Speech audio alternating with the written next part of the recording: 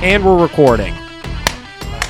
We're back. I don't know what's going on. Today is the day that is destined to not podcast. Yeah, well, I made it and we're here. Tim is here. Yep. The only thing that's going to drive me crazy about not using these is I'm not going to be able to hear when I start getting far away from the mic. Yep. If I start sounding real dull, just give me a look or something. All right, I will. All right. This is the David the Dog Trainer podcast, episode 8. We have a special guest today that was destined to not be here as well. Yep. Tim Stakolich. Tim, are you still Stop the Behavior Dog Training? What are you now? I am. I've been trying to rebrand and I just can't think of a name. Okay. So that's been like a year now. So I'm just running with it. I saw you changed back to Timmy Stack or Tim Stack or something it's on still your Timmy Instagram. Stack. And we always talked about that, how Yeah. you know, having a dog business with your name on it. Yeah. We didn't like that, but You know. it's just how it The only time I didn't like it was when it was like a full-on like business of like multiple people. You know, like I wouldn't like if like Miracle Canine that Training's would be page different. was like David Turpak Dog Trainer or something. I think that's pretty stupid. Yeah. But if it's just you, I mean, that's a personal brand situation. You know. That's true. Brittany, we were talking about that recently. She had always been Brittany Gidley Photography, you know, on her page, and she was like, you know, like I'm considering, because it's just her and her husband, right? She's like, I've been considering switching over to just using Brittany Gidley, right, and starting to brand myself a little bit more as like a personal brand. And I was like, yeah, that makes complete sense. If it's just you kind of want to be the face of that, right? Exactly. I think it kind of depends on just your long-term goals as far as, do you have plans of like having it be more of like a company, or are you always going to be like a personal brand that provides like a service as you the person, right? Yep. I want to change the name. I would never change it to like Tim Stack Dog Training, because that's just Sure. whatever. Yeah, I think at that point, like it's just Tim Stakolich. Yeah. You know? I've come up with a couple ideas, but I just can't do it. So we're just everything's good. So we're just gonna keep it going. Once the name comes, I'll rebrand, get a new logo and all that. So Nice. So Tim is a dog trainer based out of Columbus.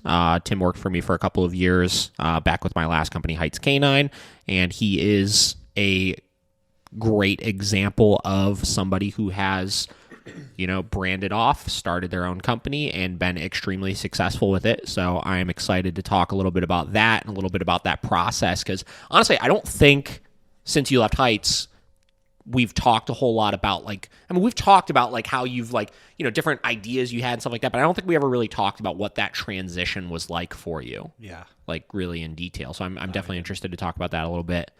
And yeah, you finally made it. finally made it. We tried to do this two or three times, something like that. But Yeah. we're here. Why don't you tell them exactly what happened on your way here? So I had 4 lessons yesterday. My car was completely fine. I do all in-home lessons, so I drive all around Columbus. I was all over the place, like Polaris, Grove City, everything. Car was completely fine. Sure. Got in the car today, got on the highway, it started really rumbling.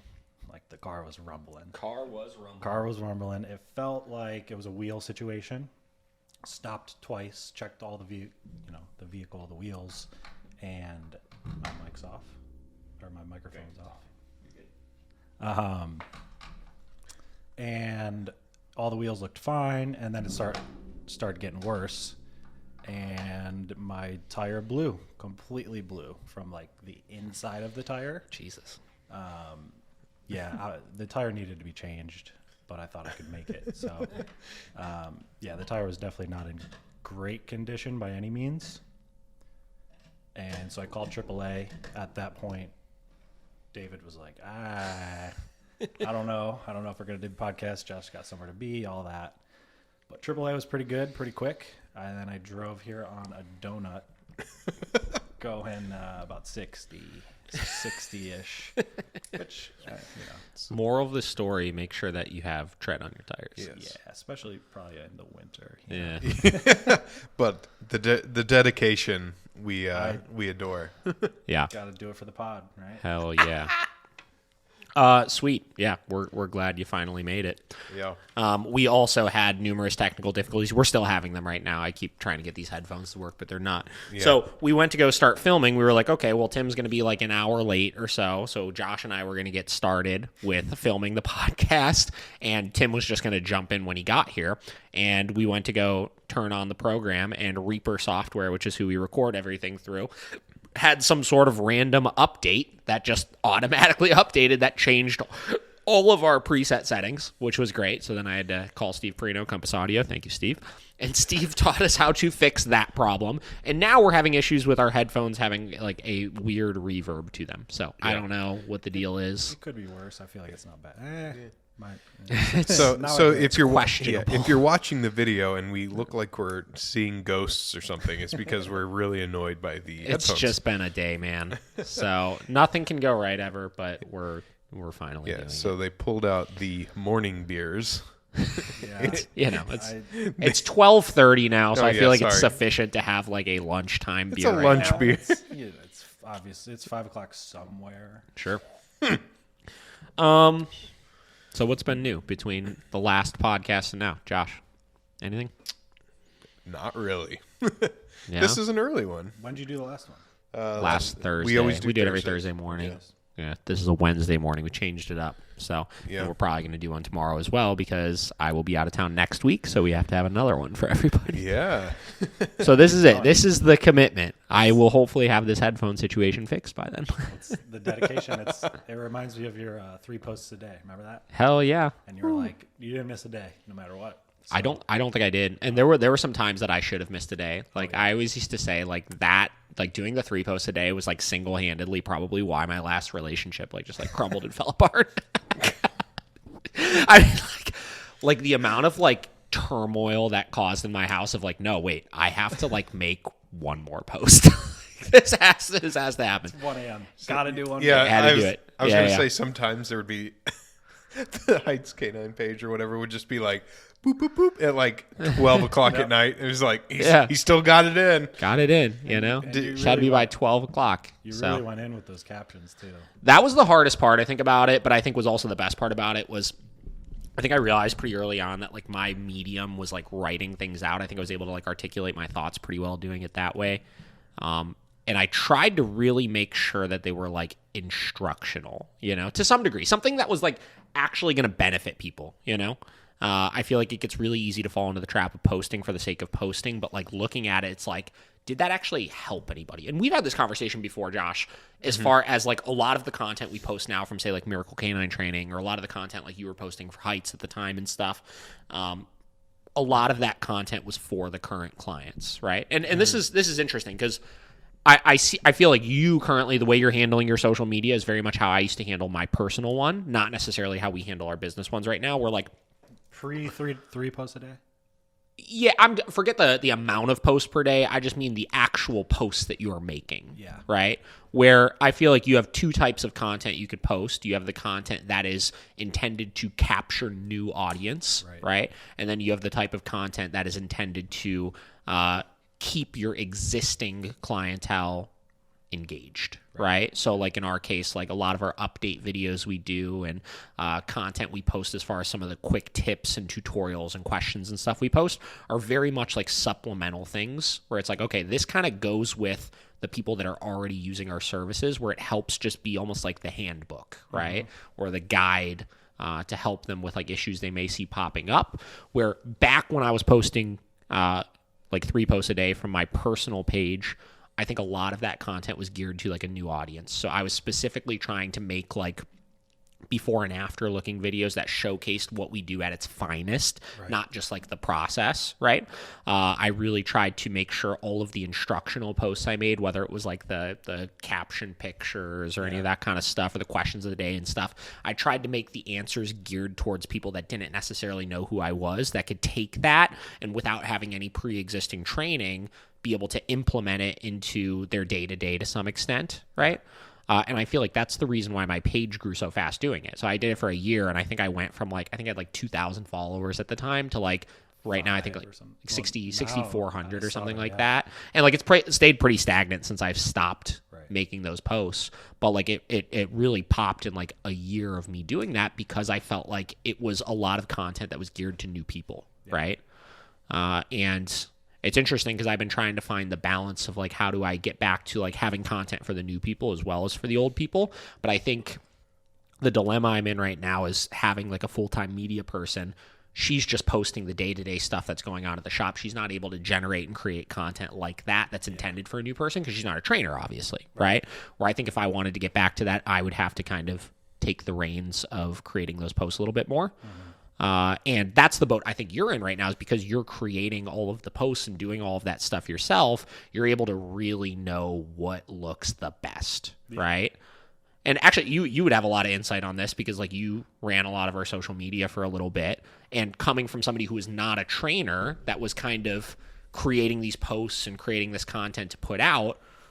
How was that for you as far as like finding like your groove as far as like what looked good and what is appealing versus like actually creating like pieces of content? You know what I mean? Yeah, I mean, for the most part, well, in the beginning, we were just covering everything that happened day to day, like you said that your person does now. Especially in the Heights days, I mean, there's a lot of focused on daycare. I think mostly. When it became Miracle and it was more geared to the training, it was harder for me. Like I would do the content, but I think usually in the beginning I would kind of give you the stuff and then you would do the post. Yeah. Because you would, have that knowledge to write down and post. I mean, like you said, from an outside standpoint, there's only so much I can give somebody because I'm not a trainer. So I think we had a perfect balance where I created the content for you and then you could kind of like last look, post what you want, Yeah. And it's interesting because like I said, I think a part of the reason why I personally like I'm pretty at this point in Miracle, I'm pretty hands off from like board and trains, like I don't really do basically anything with them anymore.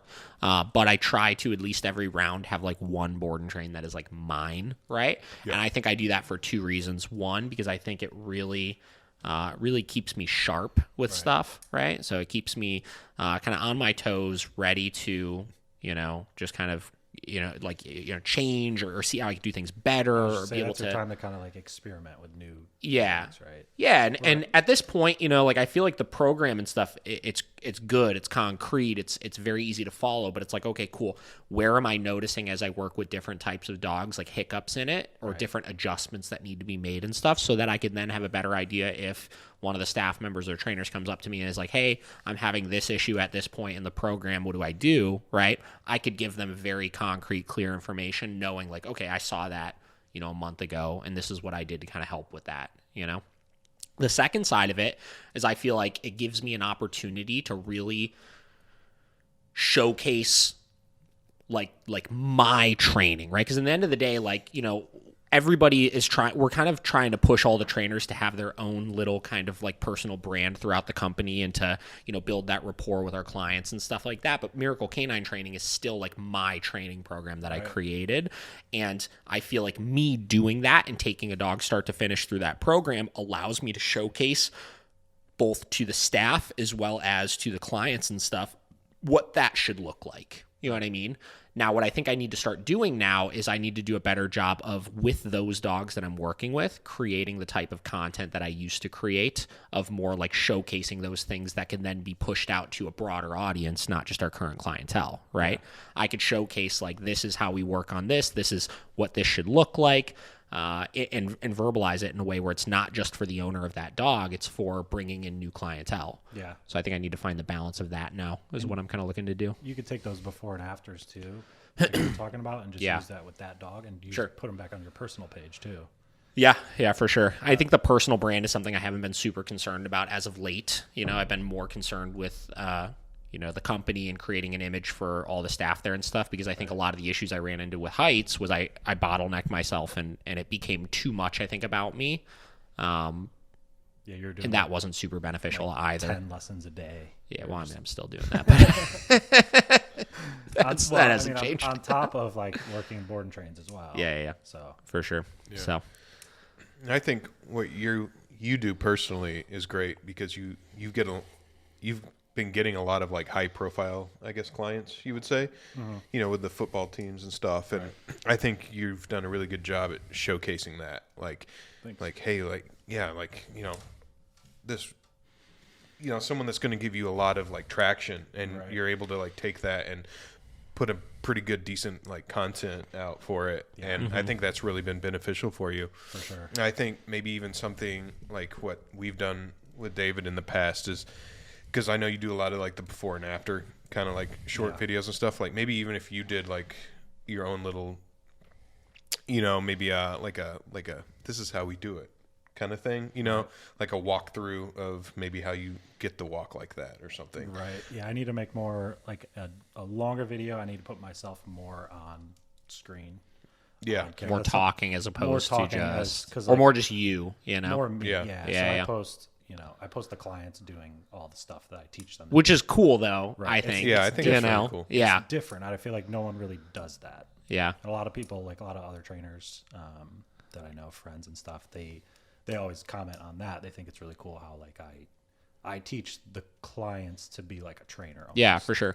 Like I go, you know, I teach the dog, and then like the whole second half of the lesson is teaching them. Like, you know how we used to do recall off of place. Yeah, And it gets real dicey, right? With the Yeah, timing yeah, and yeah. everything. Certain clients and stuff, I'll walk them through that and explain everything because they love it, and they understand things a lot better when you describe that. How you can like unteach place while Yeah, you're teaching recall for off sure. of place. yeah, And but yeah, like so last night I had a lesson with this little doodle, and he just crushed it. And I was like, honestly, I'm gonna let you do this. I'm gonna walk you through it, and it went super well. But like other dogs, you know, certain people, it's not gonna be super easy to do. yeah, But yeah, no, I like doing that. I like showing that, you know, the clients, yeah, they can Yeah. do it. You know, it's not just me going to do it. yeah. They can keep up with it, and they can, you know, everyone can do it. So And I think that's something that I've seen, you know, like it gets really easy, especially when you're doing a lot of lessons, like in like a day, say, right? To just kind of just burn through, and like, you know, you're just training the dog, and like you get the dog from point A to point B, and that's all fine and dandy and stuff. But you can kind of lose sight on like, is the client catching up with where I'm at? Yeah. Right. And it's interesting because sometimes I'll really notice whether it's like, you know, we're like halfway through the program and I see the client come in and like it's still like, they're just not communicating very efficiently and stuff. There are some sessions I find myself with some dogs. It's like, whoa, like we're taking a step back right now. And like the entire session, like I don't even touch the dog. It's just like, I'm telling them how to do these things and making sure they really understand those things. And it's funny because those sessions, even though we don't work on anything new in it, we may be just taking everything we've worked on in the last like 3 or 4 sessions. You know, it's so interesting to watch when you see those gears start turning and like things start clicking in their head, and then they come in the next session just like feeling so much more confident in what they're doing, right? For sure. And I don't think that we do enough of that, like as like just a training community in general, you know, because again, we preach this all the time, and it's something you have to constantly check yourself with, but like training the dog is the easy part. Exactly. Right? Like actually getting the dog to understand what we want is the easy part, but we have to teach that language to the clients, right? It's no different than like, you know, a lot of people like to use like actual, like the English vocabulary or like different languages and stuff as the example, where it's like, okay, cool. Like if I knew French and, you know, I was supposed to teach somebody French, and I sat there and had a conversation with some other French person in French, right? That didn't do anything to teach my client that. No. I showed them, oh, look, we could speak this language works, right? But unless I teach them that language, we're not going to get anywhere, you know? And it's the same thing. And you know, dog training is a language. You have to be able to do that. Yep. And So. dog training is a human business, not a dog business. You're the one that taught me that back when I was like, you're like, no, trust me. I was like, yeah. It's the human business. Yeah. It really is. It is. You know. It's and I remember one time when I was first working for the guy that I first worked for, he brought out somebody to come do like a little seminar with the staff there and stuff. And I remember one thing he asked, so the first thing he sat down and he's like, what did he say? He's like, what business are we in? And we're like, we're in the dog business. We're in the dog training. He's like, no, we're in the customer service industry. I was like, you're correct. You know, like it's interesting. And these are all the like goes without saying kind of stuff. But like, again, because we're working with dogs, it gets easy to fall short of realizing that and just do those things, you know? Yeah. So pretty interesting. Yeah. Well, I think it all comes back to what you've always said about the follow-up lessons that you have for board and trains and stuff. Yeah. It's like the people who succeed are the ones that take advantage of that. Yep. And it's, I mean, Not enough people do. I wish more people. Maybe yeah, like, yeah. And I mean, you need the brush up. It's not the dog that needs the Yeah. brush up. It's usually the person. Yeah, for sure. You know, and it gets like so. You know, we still provide like the year of follow-up lessons post board and train, and it's funny because, you know, as we market them as like a once a month session, like, you know, like 50% of the clients are just like, oh, well, I'll reach out to you when I want to do the next one. And then we'll get the clients that are the polar opposite, that as they leave that session, they want to book the next one for the following month. And it's funny because like we'll get halfway through sometimes, and sometimes it's just like, shit, like what are we going to work on next? I literally don't know what we're going to work on next month. And it gets easy to be like, hey, like let's pump the brakes. Let's like wait a little bit until you start running issues. But it's like, no, that's good. Even if they come in and it's like 45 minutes of just go through the motions, like still great. I'm sure you'll see something. You know, that's the way I look at it. You'll see something that you could help them improve on, right? I even do that like every now and then. Like I'll sit in on like a board and train session with like the staff, and it's like I'll notice one little detail, even if it's something that they know, right? So for example, when we proof the downstays with the food and we use like the hand holding over and stuff like that, right? Like as the dog gets more fluent with that, it's less critical that you do that every single time to like the extent that we do it, obviously. Right. But you'll notice as you get comfortable in like, you know, these dogs are doing good, you almost like completely lose sight of that. And it's like that constant reminder of like, hey, you know, that one thing that we typically will do, well, make sure you're still kind of doing it and being aware of it, because it'll start running into issues, whether your dog's kind of elbows start popping up a little bit or they start trying to meet you halfway with the food or whatever. Like it's all those little mechanical things that when you're in like autopilot, because you're working with so many dogs, you will eventually lose sight of, and you need that constant reminder to like pay attention to those things. For sure. So Yeah. You do 1 year of follow up? yeah, like 12 months. Yeah. I include lifetime in my lesson programs, and people don't take enough advantage of it. Yeah. But it's like, say we're doing just our 2-lesson leash reactivity. I always say if leash reactivity resurfaces for any reason, we can't troubleshoot over the phone. Yeah. I have no problem coming to do another lesson. Sure. Yeah. And I think that's kind of like a part of the offering a year of it was kind of the given of like, if you guys are committed to the process, like we're going to keep helping you, you know, Right. like we have dogs. I say this over the phone to people all the time. We have dogs we trained like 4 years ago that it's like, you know, they start having issues with something. It's like, let's just get you in for a session. Let's see where it's at. And like You know who keep just working reached through out it. to me was Lemon's owner. Remember that dog, that Pity? Yeah.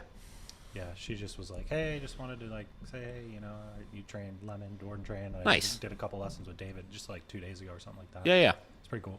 That's sweet. Yeah. She just moved somewhere. Because that was like 40. I mean, that was Yeah. like a while ago. Yeah, they literally just moved. I think they moved to like Minnesota or something. really? Yeah. Interesting. Because Wow. I think it was like literally a month ago. Oh, okay. Like they moved to Minnesota because she had her last day of daycare, and then I remember she was like sending us DMs like the next daycare day. She's like, "This is like the first daycare that Lemon and Bocce have missed in like so long." 'Cause she had another dog that we wound up working with, Bocce, this other pit bull. So yeah, it's just cool, you know, like keeping that regular, you know, communication, and at least them knowing, like, listen, like. Obviously, like we're running a business, right? So it's not like I could have this super deep interpersonal like connection with every single client, right? And that sucks, right? Like I remember when I first started and we didn't have as many clients and stuff, like I was able to keep that really personal connection where it's like we would text back and forth. I would check in on them in between lessons all the time and stuff like that. Unfortunately, when we're doing things at the scale that we're doing it at right now, it's not as realistic that we could do that as much. But I still want them to feel like they can't, like we still care, you know what I mean? We still care enough about them where if you take the initiative to do that reaching out, we're still going to provide that same level of service, right? Yeah. But it's put a little bit more in their hands at that point. Right. And I feel like that's kind of why they probably don't reach out as much as Sure. they can and take advantage of that follow-up. But if I was like, hey, let's do a lesson, Yep. they'll probably be okay. But Yeah. it's just hard to keep up with everything and Yeah. do all the lessons and all that. So Yeah. I get it. Nice. So what else has been new in Columbus? They're making that place Chicago, man. Yeah. There's construction everywhere. They're building apartments everywhere. Dude, I remember when we Like, were down there. It's everywhere. been like 3 years, 4 years or something like that since we've been down there. And I remember how many new apartment buildings they were building all the time. It's crazy. Like absolutely crazy. Is everything, I mean, are they all like back to school and stuff at like OSU? Yeah. Everyone's back to school. There's a high school I live right by. They're back in school. I think it's like every other day or like 3 days on something, because the Yeah. parking lot's way less filled than it usually would be. Sure. But the curfew's lifted, so there's a lot of Yeah, that's cool. bars that are still, are back reopened till 2 and stuff. Yeah. Monday was the first day that I noticed that when we do trivia every Monday night at Platform. Nice. And usually it like goes from like 8 to 10, and we got to like book it out of there right as soon as we finish. And like Monday was the first day we were able to like sit there and just like chill after for a little bit. So that was pretty cool. Yeah. What's the training scene like down there? There's a lot of trainers. A lot of trainers. You feel like more? Like, has it evolved much since I've been down there? Not really. Yeah, I mean, there's definitely a lot more trainers. There's that whole national canine. So everyone that's from Columbus that goes to that school is doing their own thing. Mm-hmm. Dude, you got to talk directly into this thing. Well, You got to like point it at you. I got it all. There you go. Twist it a little more like that. Oh. A little more, like Oh, put it that's like good. this. Like this. Well, you got to turn it up a little bit. Like this. See how mine is like up and then out? Oh, this way up. Yeah, there you go. And then you spin, then turn it. So go up, keep going up. There you go. Spin it that way some more. There you go. But then it's Spin a little more like that. And then There you go. Then lift that up. There you go. There we go. Well, I can't. I can't Point. really these- Well, yeah, we'll put it down a little bit then. these poor people, Microphone problems. for the people listening All right. You only. got to point it directly. First podcast ever. Point it directly at you. Parallel. It's at my nose. I mean, my fucking face. What do you mean? I don't have headphones on, so I can't hear. As long as it sounds No, good, that's fine. He sounds good now. All right. So- That looks better than it All looked. right, we're good. It looked like it was like hanging off the side of your mouth before. I was trying to. It's easier. I could like see this thing's kind of in my way. It's a little bit of a lot pain going on here. getting No, used to it. It's all good. So do you feel yeah. like there's a lot of competition for you down there then? Yeah. Yes and no. It depends on the case, I would say. Yeah. So I don't get, and you get what you put out, right? And I put out a lot of, because to me it's impressive working with a dog that's going crazy at you and then being able to be totally cool with it, in just an hour. Yeah. But that just brings in more of those same cases. Yeah. So That's true. That is interesting to see. Like we'll see that even as well, and even with like our daycare and stuff like that, where we don't get as many like bomb-proof, stable, just happy-go-lucky dogs that are coming, because we advertise ourselves as like the dogs that have the problems. Yep. We could help socialize, or we could help do this, or whatever it may be. So whenever I get one of those, I try to get content for it, like a little Yeah. doodle obedience type stuff, but Yeah. just doesn't come around often. And if it does, it's typically just word of mouth. Yeah. You know what an idea was that I think I started talking about it on here like 1 or 2 weeks ago or something, was it might have been last week. I don't remember. Whatever. Starting to really have the individual trainers like at our facility like hand selected for certain things, right? So for example, like if Krista is the behavioral modification trainer and Bridget is like the little dog trainer, or like like Emily is the puppy, or just like the obedience training trainer. And now this is me just brainstorming on the fly here right now, but like almost having the training program itself catered around that, right? Because here's the thing. We know obviously that our training program that we use will work with whatever dog that comes in, right? But we also know that sometimes that training program might be geared more from the sense of like if we get a dog that comes in that's more problematic or more headstrong or whatever it may be, to the point where it's like, okay, cool, we might be a little more heavy-handed on this dog over certain things, or more correction-based, or more emphasizing making sure that e-collar is 100% reliable and stuff, where it's like, okay, cool, well, if we just get a puppy in, or if we just get a dog in that just wants some like fun obedience training and stuff, maybe we make that program a little less e-collar heavy, and we make it a little bit more foundational teaching, and like layering that e-collar in only where it's really needed, like way later. Like 2 weeks later almost, like a week. Sometimes even longer, right? So I look at puppies, and like I used to train all the puppies that came in very similar to how I would train any other dog. And granted, like we weren't getting puppies in at like 8 weeks old, right? They were typically like 14 to 16 weeks. But, typically the only thing that changed at that point is instead of doing 1 leash pressure session before we started e-collar, I would do like 2 leash pressure sessions before doing e-collar. Some of these puppies that come in now, I'm doing the first half of the program just prong collar and food. Yeah, for sure. Just having fun with the dog, right? And, teaching them how to discipline the dog for behavioral issues and stuff, because that's important, but making that training process like as fun as possible, right? And trying to reduce any sort of like residual stress you would get with like layering the e-collar in too soon and stuff, right? So I almost feel like, if we want to start, like we were talking last time about like different daycares, right? And like how like, why would some of our clients take like one of their dogs to like the mutt hut, right? But then, excuse me, I'm feeling burpy right now. I don't know what it is. This carbonation. It's the beer. Yeah. So, why would some of them take one of their dogs to the mutt hut, but another dog to us, right? And it's because we're marketed differently, right? The mutt hut is that free-for-all fun. We got tons of dogs, so many different dogs for your dog to play watch your dog with. On video the whole time. You know what I mean? Like, but we're more that like special needs kind of daycare kind of situation, where if we start marketing as we have different almost like avenues and different like departments that do certain things, even if our training program is very, very similar, but there's just little adjustments here and there, that trainer is going to be able to go into that situation and make that owner feel more a certain way, right? Yeah. Mm-hmm. So that's, again, brainstorming on the fly with stuff like that. But I think that something like that is a cool way to be able to still get that, like, how do we cater to, like, the majority of people and not have certain people feel isolated or feel like, well, they only work with really bad dogs, right? And my dog's not like that, so I need to go to somebody else kind of thing. And I think that's all, like, social media, though. Marketing. It's all 100% how you market it. So, like, you can have that and talk about that on your phone calls and stuff. Yeah. But you have to show that over and over and over and over. 100%, Like flood the timeline. Well, like you were just talking about with like if you get one of those dogs in like that, you try to post as much as you can about that, right? Mm-hmm.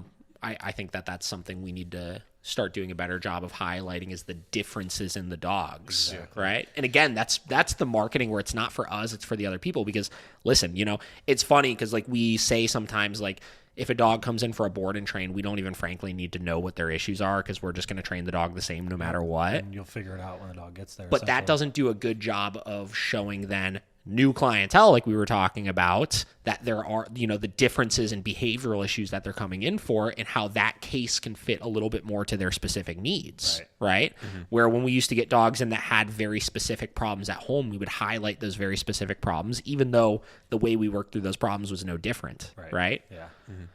I mean, this is good on the fly brainstorming. Yeah. Well, I remember even when I was working with you, the best videos or content that would like blow up were the crazy dog that comes in and is barking at the daycare dogs walking through, like snipping at you, and then we go to the next part and they're just totally fine in daycare or they're walking around you. Yeah, and they would get 2,000 views or whatever, It's and the whole thing about, Instagram and content and the whole new Instagram algorithm makes no sense. Tell me about it because I don't know anything about it. Dude, it's so interesting. Do you follow that stuff, like the algorithm changes and stuff, or no? No, I just noticed it. I'm like, what's going on, right? No, Did you already finish that first beer? Oh, yeah. I'm on this.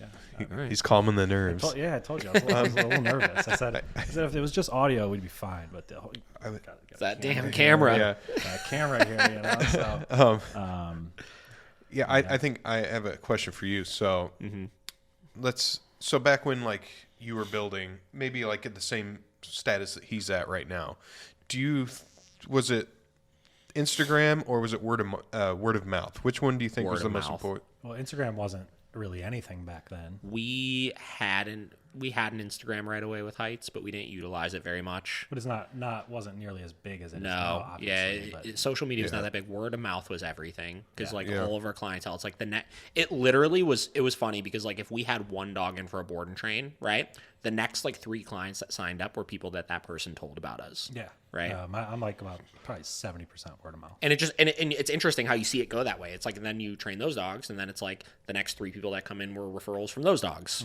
right? So I would say word of mouth was everything at that point. And still to this day, like we had a dog come in or sign up yesterday that was a referral from a dog that just went home from a board and train, and that's where the importance of building that connection with those people is. You need to really make them feel like so comfortable and like confident and safe. And that's the hard part about when you're growing and scaling a business is still having that personal touch with things, It's cool to get referrals from people that you haven't worked with. Sure. Like, because I always ask them, like, did you find me on Instagram? Whatever. Yeah, and it's for like, sure. you know, it's like they'll be like a friend, you know, and I'm like, who was it, if you don't mind me asking? And they're like, Porsche. And I'm like, oh, I've never worked with Porsche, so but that's really cool. Yeah. You know what I mean? So For sure. definitely. You know what else it was? Is Facebook was really big when we first started. So yeah. I remember actually with Heights, our Facebook page was so much bigger than our Instagram page at that point. We did most of our marketing, like paid advertising and stuff, through Facebook. I think at the time we had like 5,000 likes on Facebook and like maybe like 300 or 400 on Instagram. It was very, it was at that like kind of turning point where Facebook was everything. Yeah. You know? Yeah. Where that's like the least important right now for us. Yeah. I don't really mess with Facebook. Yeah. First of all, it's so hard to use. The app. I don't use it at all personally anymore. I don't either. I don't Yeah. touch it. I don't. Like, we just cross post. Anything we post from Instagram just goes on the Facebook. We don't really use it a whole lot. The only thing it's good for now is like we'll get like messages from people that find us through there every now and then, but that's about it. I just troll. Yeah, Josh is a troll. I have my thing directed to reach out to me on Instagram or call me or to my website. Yeah. Because I don't even check Facebook. I mean, I definitely should, but I hate Should probably still check it. I hate that app so much. I just You fucking with TikTok at all? I am. Have you seen any of my little TikToks? I'm not on TikTok. Miracle just created our first TikTok the other day. I told Paige the other day, I was like, Paige, listen. TikTok is the I was real like, deal I right don't now. know anything about TikTok, but I need you to look into that a little bit. So I did. And you know what's funny is the next day she made us a TikTok, and her and Bridget has been kind of heading the TikTok show. Yeah. Because she is so goddamn funny online. Like, I don't know if you follow her on her like personal page, but she posts the fucking funniest stuff. Really? Yeah. Yeah, it's ridiculous. She posted this one thing I remember one time, like stuff that clients love to see, right? So, like, for example, last time I was out of town, right? I obviously boarded my dogs at the shop, and she posted this picture of Vinny, and it was just a picture of Vinny looking like an idiot, right? Just like staring up at the camera. with the Vinny eyes. And she like photoshopped like Harry Potter scarves and like a scar on his head and like everything. And all it said is, "You're a lizard, Vinny." Instead of like, "You're a wizard, Harry." Oh my god. That's pretty funny. Dude, we were out of town, and Kate and I were like crying, laughing, that's like it was really the good. funniest thing I had ever seen. Yeah, that's right? really good. So she just like is the queen of posting like the most ridiculous, funny, dumb So shit. she will kill it on TikTok. Kill it on TikTok. Yeah. So I started TikTok. Do you know Jonas Black? I feel like I've heard the name. Yeah, he's got like 25,000 followers on Instagram. He's very. Is it a dog trainer? Who is it? He's a dog trainer in Austin, Texas. Okay. Yeah. Canine 111 ETX. Super good stuff. But he's very outspoken. Very like will shame positive only trainers, but like I could never do it. People would just come at me and try to like they would try to kill me. Somehow it works for him. It's just his personality, whatever. So he got on TikTok and he started making TikToks, and he went. What's this guy's Instagram page? Just Jonas Black, Jonas.Black maybe. Yeah, you got to get him on the podcast. He's something. He's huge, big personality. His whole thing is all. Jesus Christ! His whole thing is all TikToks now, and he. In probably 3 months, I see like every post he has looks like it's a TikTok he's repost. at about, I want to say like 600,000 followers on TikTok. That's insane. Yeah, I've heard TikTok you could just blow the fuck up on there. Like, hold on, let's see, Jonas. I heard it's like what Instagram used to be like when it first started, where like people just go on there searching for content. And also too on TikTok, because it's fairly new. Yeah. There's not a lot of dog trainers on there. Yeah. It's all stupid, funny bullshit. Which it's really funny stuff. Well, it seems like dog training has really started popping on there. Like people have been trying to create these like 60-second dog training videos and like all this kind of stuff. The dog button. Yeah. Yeah, 797. Oh yeah, fuck.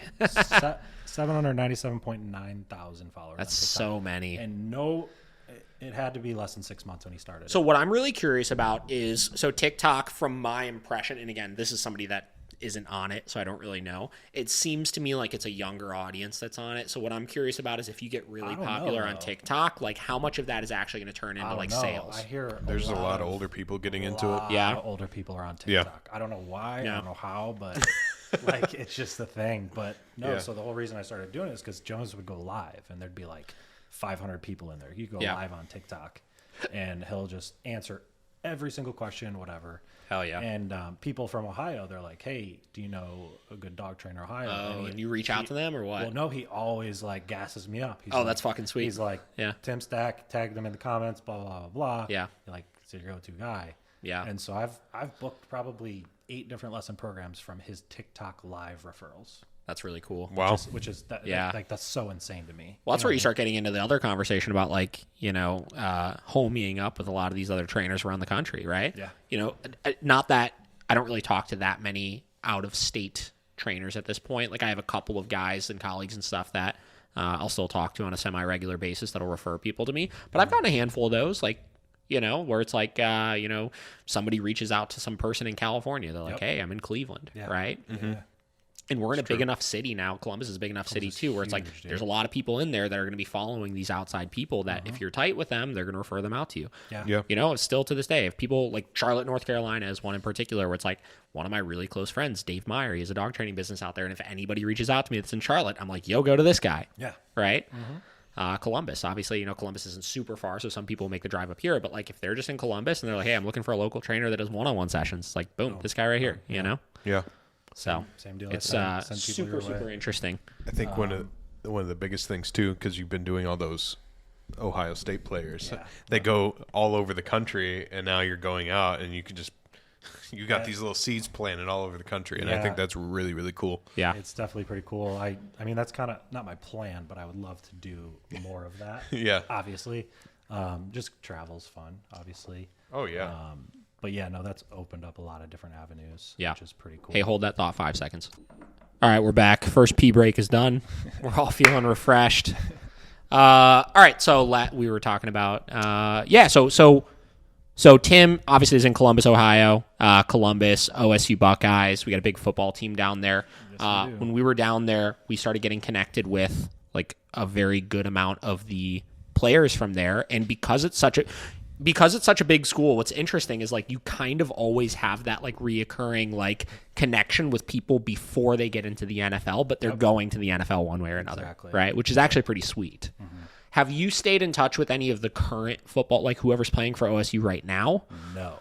So I don't know any of those guys. Yeah. So I need to kind Were they play? Yeah, I guess they played. They played the Yeah. championship still and stuff. I kind of need to try to figure out how to tap in there, but I don't know. I guess I know. Remember that dog Cash, that little pitty? Yeah.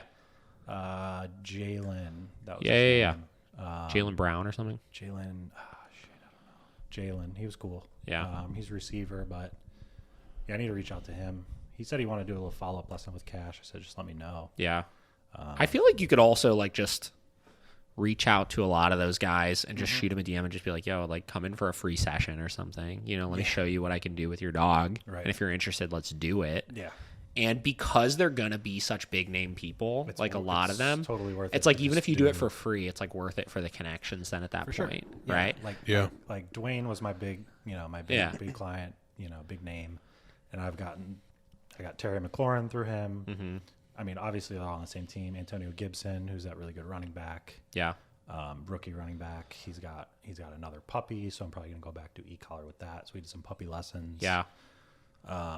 What's also cool is that there's people out in Virginia, Maryland, DMV area that reach out to me. Yeah. Saying, yo, whenever you're back next, and not just football players, like just random dog owners Yeah. Yeah. that see that I'm there and see that, Dwayne will repost my stuff and all that type of stuff. Terry always reposts it. So I had this guy reach out and he was like, hey, we spent over $2,000 on my Beagle, pretty much all positive stuff. I've seen your work, blah, blah, blah, blah, blah. He's like, let me know next time you're coming out. And I was like, yeah, it's probably gonna be a couple months, but we could expedite this. If you want to pay for my travel, I'll be there in 3 weeks. Yeah. And he was like, all right, cool, let's do it. Yeah. So I booked that yesterday, so I'm going back out 18th to the 20th. I feel like a lot of that stuff is the long game too, where it's like, like you were talking about the person yesterday that paid for you to travel out to Virginia, I believe, as well, to like train his dog, where it's like, even if you go down there for 2 days and you only make $900 or whatever, like, first off, that's pretty good for 2 days, right? 2 days pay. And then second off, like, you're playing the long game of showing people, one, I'm willing to travel. Exactly. And two, building your name on a national standpoint at that point of somebody that goes everywhere. Like you don't have to be in Columbus, Ohio to work with me. Right. Where once you get then hooked up with some of the bigger name people, then you start looking at like, I'm going to come down for a month and work with your dog, and it's going to be $8,000, $9,000, right? Stuff like that. Like, I feel like your potential is quite a bit higher at that point, which is really cool. Yeah, definitely. You know, especially if that's what you want to do, you know? No, yeah, I would love to be, I mean, like, the NFL dog trainer would be super cool, obviously. I think that'd be tight. But, you know, all the guys know, like, you know, the guys in Seattle know the guys in Pittsburgh and all that type of stuff. So, like, and a lot of them are changing teams so frequently, too, you know? Teams, like, Dwayne's signed by the Steelers now. Yeah. So, you know, and it's going to be only like 3 hours away instead of... dude, that's a know, quick drive for you to gun down there and train anytime you want. So nice. As long as you don't have any bald tires. Yeah. So there's that. So that'll be a nice, you know, whole nother team to kind of tap into. Yeah. So what's your plan? So currently all of the players that you got out there, you just got because you were coming out there and they were just like, oh, I see you working with Dwayne's dogs. Yeah. You know, like, so Dwayne got, you know, obviously I worked with Roscoe forever. He stayed with me for like 4 or 5 months at one point when Dwayne's getting ready to get drafted and all that. Yeah. So we've had a good relationship and all that, but he hit me up. It was like July or something. And he was like, yo, I got another dog. Can you come out to work with him? And he was like, you want to come out for like a week or whatever? He's like, you know what, just come out for like 10 days. It'll be fun. Work with Brutus. And then from there, like when I got there, he put us in a big, like a group text or a group Instagram thing with like a bunch of the players. And he's like, hey, my boy's here training dogs. If you know, whatever. So that's kind of how it came about. Yeah. That's sweet. Yeah. It's pretty cool. That's super cool of him too, you know. That's for sure. He has been so, like, I remember when he first started coming to Heights and then started transitioning, working with you. Like, he cool, just seems so awesome and willing to just like, you know, put you out there. Exactly. You know, like he's and then you obviously did a great job just building a like lasting relationship with him. Then at that point, right? There are certain clients. I mean, like, listen, like you kind of are playing the game initially, where it's like, you know, if somebody's a big name person, you know, like you have to develop that relationship and maintain that relationship to some degree, right? Yeah. For sure. We have clients that we work with that are kind of the same way, right? They're very influential people in the area, and you got to make sure, like, you know, you kind of go above and beyond for them. They're your quote unquote VIPs, you know. I mean, so, literally. Yeah. That's, I mean, that's kind of a part of the game. It sucks, man. We used to work with a lot of Browns players. Like when I first started getting started, we worked with maybe like 6 or 7 of them, right? And I remember distinctly 2 of them were like the coolest, and one of them in particular, Terrell Watson. Yeah. To this day, I still get people reach out to me that are like, "Yo, Terrell told me to hit you up," right? Which is so awesome that like we're talking 5 years later, right? Like he's still sending people our way. And then some of them, man, were the worst. Like, honestly, like not trying to bash on them or anything, but like from a client standpoint, like you look at like an industry where the minimum salary is like $500,000 a year, right? Like a little bit more than that, yeah. It could have changed. I think it's at like 600,000. That's ridiculous. I remember at the time when I was training Terrell, like a starting wage for the NFL, like as a player, even starting line was like $462,000 or something like that. Like 600 something. That's insane. It's truly crazy. But you look at that much money, right, and you think you have the expendable income to just like piss away on whatever you want, and especially if you're having problems with your dogs. And like, listen, like these guys, like they got busy schedules. Right? Like they're traveling a lot, they're doing press stuff, they're playing games, they're training, and it's not just physical. It's like they're so mentally drained. Yeah. Like they don't have the time to come in and do, you know, dog training with their dogs and stuff like that. But the problem is we ran into the boat of a lot of them expected like miracles, right? Because they were willing to pay whatever for it, but they weren't willing to put in the work.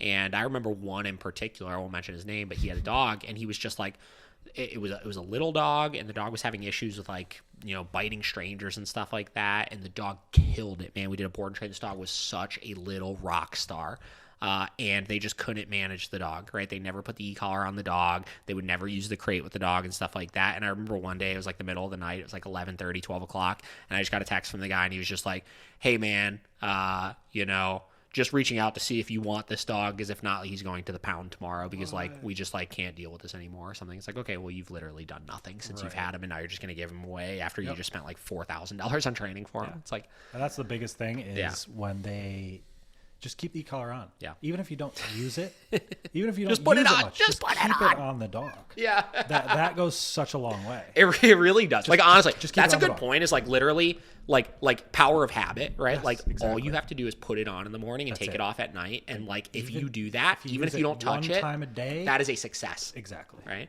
Exactly. Literally. So I read this book one time, The Power of Habit. Like, it's a really popular, like, personal development book that teaches you like how you develop new habits, whatever. One of the examples they use in it that I to this day still like just rings a bell to me is there was a, very, very, very obese lady, and she needed to get into shape because she was having like super serious health problems and stuff like that. And, the doctor that she was working with, the author of the book, was like, we need to start to develop that habit of like going to the gym and doing things, right? And he told her, the first thing you need to do for the first however long, 2 months, 3 months, something like that, is you literally need to just walk inside of the gym. That's your only criteria, right? Mm-hmm. You don't have to do a thing when you get there. You don't have to work out. You literally need to walk in the front door and then walk out, right? And that is like the easiest thing that you could do, right? Mm-hmm. There's no pain or discomfort on your end of like doing a push-up or doing any of these kinds of things. Yep. All you need to do is walk inside the door. And what happened is, after a couple of weeks of doing that, it's like, well, I guess I'll walk on the treadmill for 5 minutes. I'm here. Or after I'll doing that, try something. I'm here. I might as well do this, right? It's the same deal with the e-collar, right? You reduce that criteria to literally just put it on. You don't have to train your dog. You don't have to do anything. Just put it on. And at some point, you're going to realize, oh, hey, my dog's jumping right now. Oh, the e-collar remote's right here. I'm going to be able to correct the dog for it, or vice versa, Mm-hmm. But I remember when I read that book and that habit, like that specific example came up, I was like, damn, like, it's crazy how simple some of that. We were talking earlier about how hard it is to like be consistent about working out and stuff, right? And when you really break it down to what's the simplest thing that I can do right now and just develop that habit, then the rest will come naturally. But you need to develop the habit of just starting first. Yeah.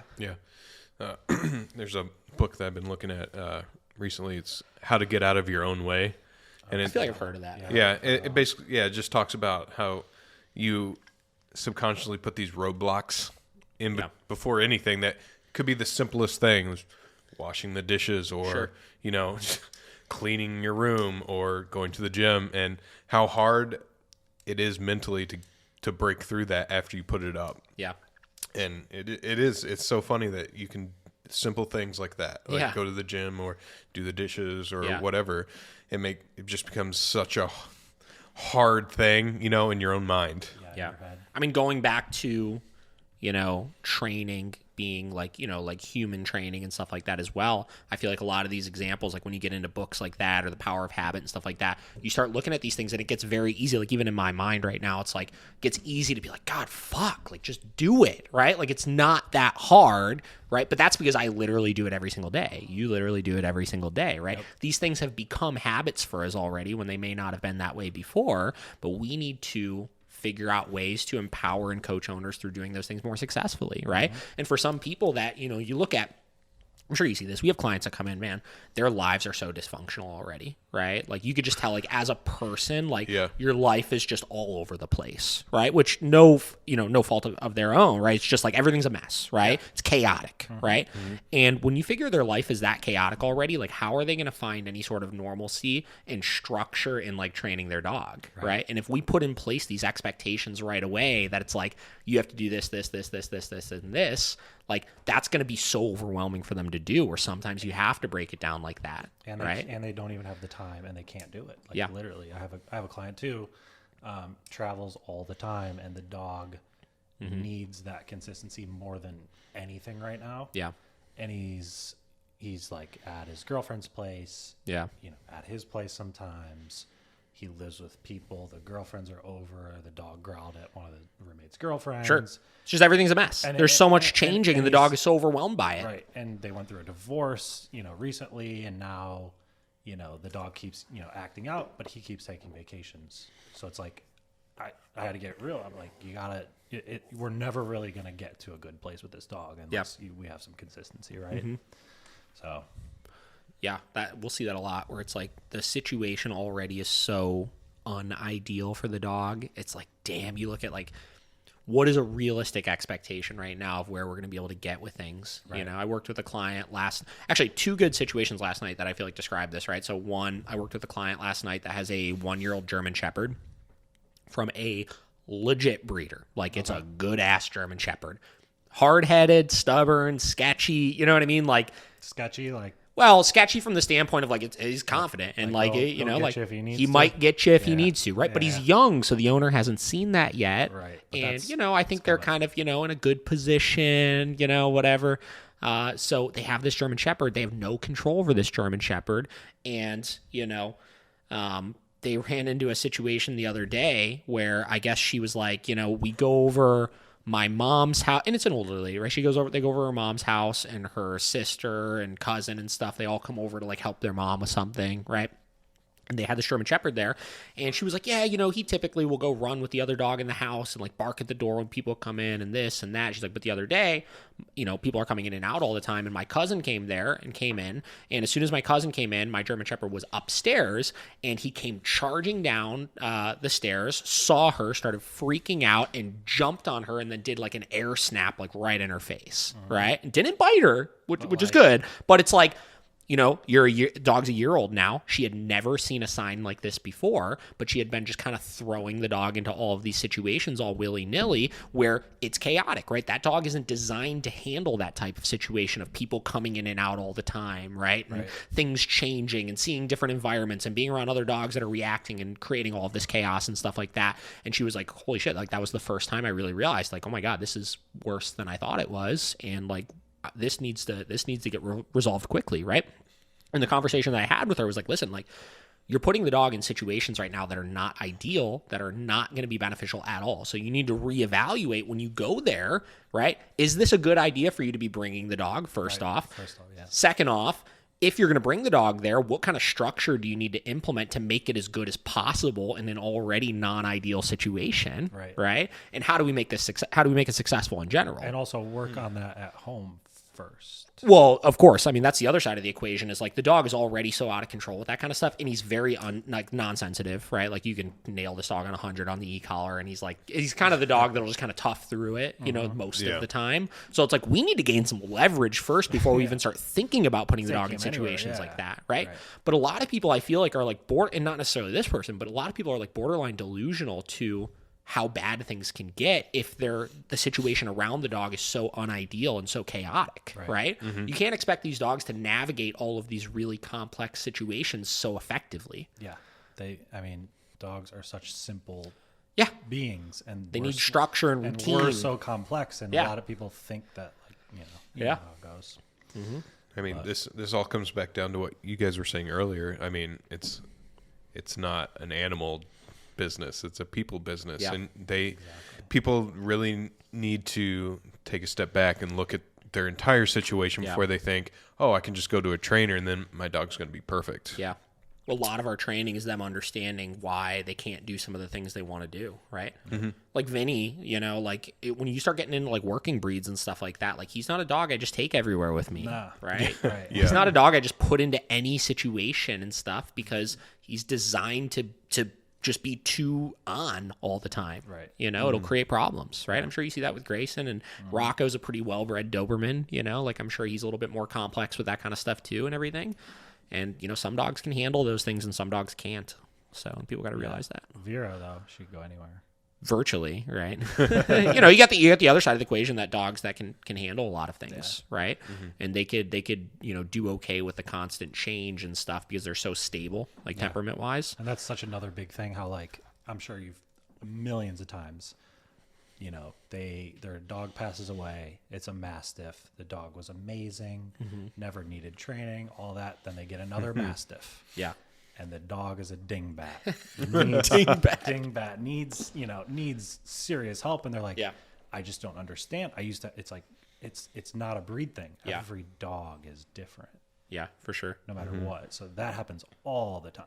All the time. We see that a lot with shepherds, where people will get like a really easy, like the shepherd that doesn't act like a shepherd, and then they get one that acts like a shepherd, and you realize, wow, this dog acts like it should be. Or they had like a very well-bred shepherd, and then they get another one that's like extreme anxiety. And they can't understand. I remember Holly and Maya.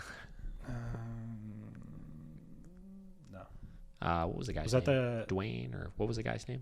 Oh, yeah. Holly and Maya. They were getting in fights with each other. Remember Holly, how much of a mess of a shepherd she was? God. Remember? Yeah, that was funny because that was one of my first private lessons. Yeah. I was like, David, this dog needs a board and train. And you were like, nah. Like, Yeah. we're fine. I was like, come to the next lesson. And Yeah. like, okay, yeah. We'll do yeah. Yeah.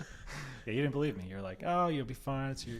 I was like, no, listen. Well, in fairness, you still could have worked through the issue. I think at that I point it was one of those things where it's like, he was already doing a board and train with his other dog, and he didn't really think that his issues with Maya were that bad. And that happens all the time. You know what I mean? Like where Yes. he thought Holly was the problem, where Maya was really way a worse mess, off. right? Yeah. Where it was just like, your dog's already here, just bring the dog in and leave it for board and train because it will be easier, right? Than us fighting throughout these lessons to get some sort of progress, right? And that happens all the time. It Yeah. used to again, and I'm sure you've seen this a million times, but anytime there's a 2-dog lesson and they're like, I'm like, yeah, who do you think is going to be harder? Isn't it funny when I choose the other one. 100% of the time? 100% of the time. Like I don't think it's ever went No, never. the other way. Never, ever. And it's so funny. I explained that to them before I asked which one we're doing first. And then I'm like, all right, perfect. We're starting with that one. Yeah. Let's get the harder one out of the way first. Or whatever, vice versa. Yeah. But yeah, like at probably 10 out of 10 times. Yeah. Yeah. Crazy. It's interesting. All right. So I want to talk about two things here. So one, all right, we're back again. Let me fix this Jesus thing again. Christ. It's the day that podcasting shouldn't have happened. Yeah, well, Constant interruptions. We're here. We're here. We're back again. Okay, so I was getting ready to ask here. Okay, so two big questions here. So one, I want to hear about a little bit about your transition from obviously when you were working at Heights to when you started training on your own here. And then two, I want to talk a little bit about the training climate. I can't talk today. The training climate currently in Columbus, because obviously before it was very positive only, right? And what we do, like as trainers using like prong collars, e-collars, things like that, we were like basically looked at as like Satan down there for a little while. Yeah, that's Like true. that was like hardcore thing. Yeah. So I'm curious how that's evolved for you. Yeah. And if you've noticed, like I said, a shift in that. Obviously you'd brought up like National Canine Academy being down there and that being, I don't know if beneficial is the right word, but at least it like is another company that is doing prong collar and e-collar training down there, right? Have you been getting as much backlash as you used to / we used to when we were down there? No. Okay. What do you equate that to? I think it has to do with the dogs that I have. So I get it in terms of like when I make my phone call, they fill out the form, I make my phone call. We talk about the e-collar or whatever, and that's, a lot of them are like, I'll follow up the next day or not the next day, whenever. Cause they're like, I got to talk to my husband, whatever. And then that's when they're like, we're not comfortable with e-collar, so we're going to go a different route. And I'm not like a smart ass with them, but I'm just like, look, you can do all these things with positive only. Sure. But it's almost scientifically impossible to stop an unwanted behavior with treats and food. Yeah. I think it takes a very, not impossible. It takes a very stable, good dog that you have to start that stuff with at 8 weeks old. Well, I think the key is with that though, is like, you're not even stopping it necessarily. You're just essentially reinforcing like what you want so heavily that it's more beneficial for the dog to do that as opposed to the other thing. Right. But given the right motivation, they're still going to do that thing. Exactly. So, like I said, I don't think it's impossible. Sure. Well, maybe it's impossible, but I think you have to have at least some level of punishment. Sure. At least a tiny amount. But no, definitely not as much backlash in terms of like people like trying to shame my videos and stuff like that. I've been trying to make, I'm very picky about what I post now. I want the dog to look really good, but at the same time, not every dog's the same. Sure. So like, that's a whole nother thing, but definitely not as much. But I also think, like I said, it's kind of the clientele that I get. It's necessary for that. Like not all these little obedience doodles, all that stuff. But when you get, aggressive German Shepherd, they're like, just let's go, sign me up. Yeah. So that's a big part of it. Part of the reason why there's not as much backlash, probably just due to the dogs and the clients and people that I'm working with. Yeah. But yeah, just in general, definitely not as much. I don't know why. Yeah. What's interesting is I pulled up a map probably a couple months ago of dog trainers in Columbus, and it was like over 60 something. Jesus. Wow. That's crazy. Absolutely crazy. And also, too, a lot of the dogs that I get, and obviously you've been through this, but a lot of the dogs that I get have been to 1, 2, 3 trainers before. Yeah. So at that point, it's like, okay, they realize They're kind of willing to do a little bit more of whatever. Exactly. So they realize that, like, that didn't work. Yeah. Now we got to, go the e-collar route. Sure. Whether they didn't want to or not, they understand it at that point. So, Yeah. Well, I've always said I think Columbus is such an untapped market as far as dog training is concerned because, again, you look at, they have the OSU campus down there. They have the vet behaviorist down there, which, though it's bullshit, like it still is like she is one of the top veterinarian behaviorists like in the country, I think, that's down there, right? It's crazy. So, there's a ton of trainers down there, but not a ton of trainers that are really that beneficial, Right. And in addition to that, it's interesting because we work with a lot of other people that have been through other trainers before, like 2-3 other trainers, but a lot of them are not positive only trainers. A lot of them are other prong collar and e-collar trainers, right? Yep. So if anything, it does the opposite of what you're seeing, where it's like they're thinking in their head like the e-collar and prong collar training is not working. It didn't work out. Right? So why would I try that again? Then we'll see, because there's not very many positive only trainers in Cleveland. Like there's a handful of them, but they're not anywhere near as predominant as prong collar, e-collar trainers. Right. So I think a lot of people will go the opposite way and they'll think maybe we need to try that, right? And then they'll start going towards that avenue. Where in your case, if you're available and those people have been through those other trainers before, then they're willing to shift to the next thing, right? Yeah. And because there's so few of them that are doing it well, right? Like National Canine is down there, but I don't think they're doing very productive work, obviously. And it's not that it's not the thing about that is it's such a system. Yeah. You know what I mean? And to change that system with like all the students and everything, it takes so much more. Whereas like me or you, like on the fly, we can improvise. Yeah, you can make adjustments as you need to. Right. So that's kind of the big difference. Yep. I don't think that they do bad work. I just think that they're just locked in on that specific way. Well, it's like some of the prong collar, e-collar trainers out here that we'll see, like Paramount or Elite K911, where it's like, if you get a dog that comes in without any behavioral issues and you want to teach them to sit down and stay, it's like they're going to show you how to do that for the most part, right? But the second you start branching out of like, well, this isn't really working with this dog, it's like shifting that is so difficult. In National Canine, frankly, I don't know that much about them, I don't really aside from having heard a lot of things and, seen how some of their trainers will train and stuff like that. Like, it's such a dated system that they're using that it works for, it works and it's been being used for so long because it works. But like we talked about last time on the podcast of staying relevant with things, just because something works doesn't mean it's the best way to do it and doesn't mean it's going to work all the time. Yeah. So you have to be able to kind of adjust to stay relevant with a lot of that kind of stuff. Yep. So like I said, with because it's all students, right? Yeah. You're teaching trainers to be trainers. So it's like, it's hard. It's so interesting. It is. It's a crazy concept. Like that it's like it's a trainer's school, but like I just feel like even though it's a trainer's school, like I was shocked that I'd never even heard of it before I had been in Columbus. Yeah. Same. Yeah. Like there's Star Mark, which is definitely better. But I don't know of many other ones. Are they a part of Star Mark? Is that what it is? Or Star Mark they're in Texas. But they're like one of those like schools. You get, like, certified and all that type of bullshit. So weird. I'm so not hip to a lot of that kind of stuff. I'm not really either. Like those are the only two like dog little training schools that I know of. Yep. But it's kind of the same deal. Yeah. Like with National, because I've talked to Jonas about it because he's out there, and he's like, they have their system. Yeah. And like it works, but they can't improvise on the fly because they're so stuck to that system. Well, that's like so one of the like most long-lasting like systems of dog training when it comes to any sort of like aversive training is, are you familiar with like the Keeler method? It's familiar. Okay, so the Keeler method is like one of the most predominant, like they kind of like pioneered the whole like utilizing like choke chains for training and then switching to, utilizing e-collars for stuff and all of that. And it's crazy. Like you could buy like the Keeler book of dog training, right? And it's been being produced for the last probably like 70 years. I don't know, long ass time, right?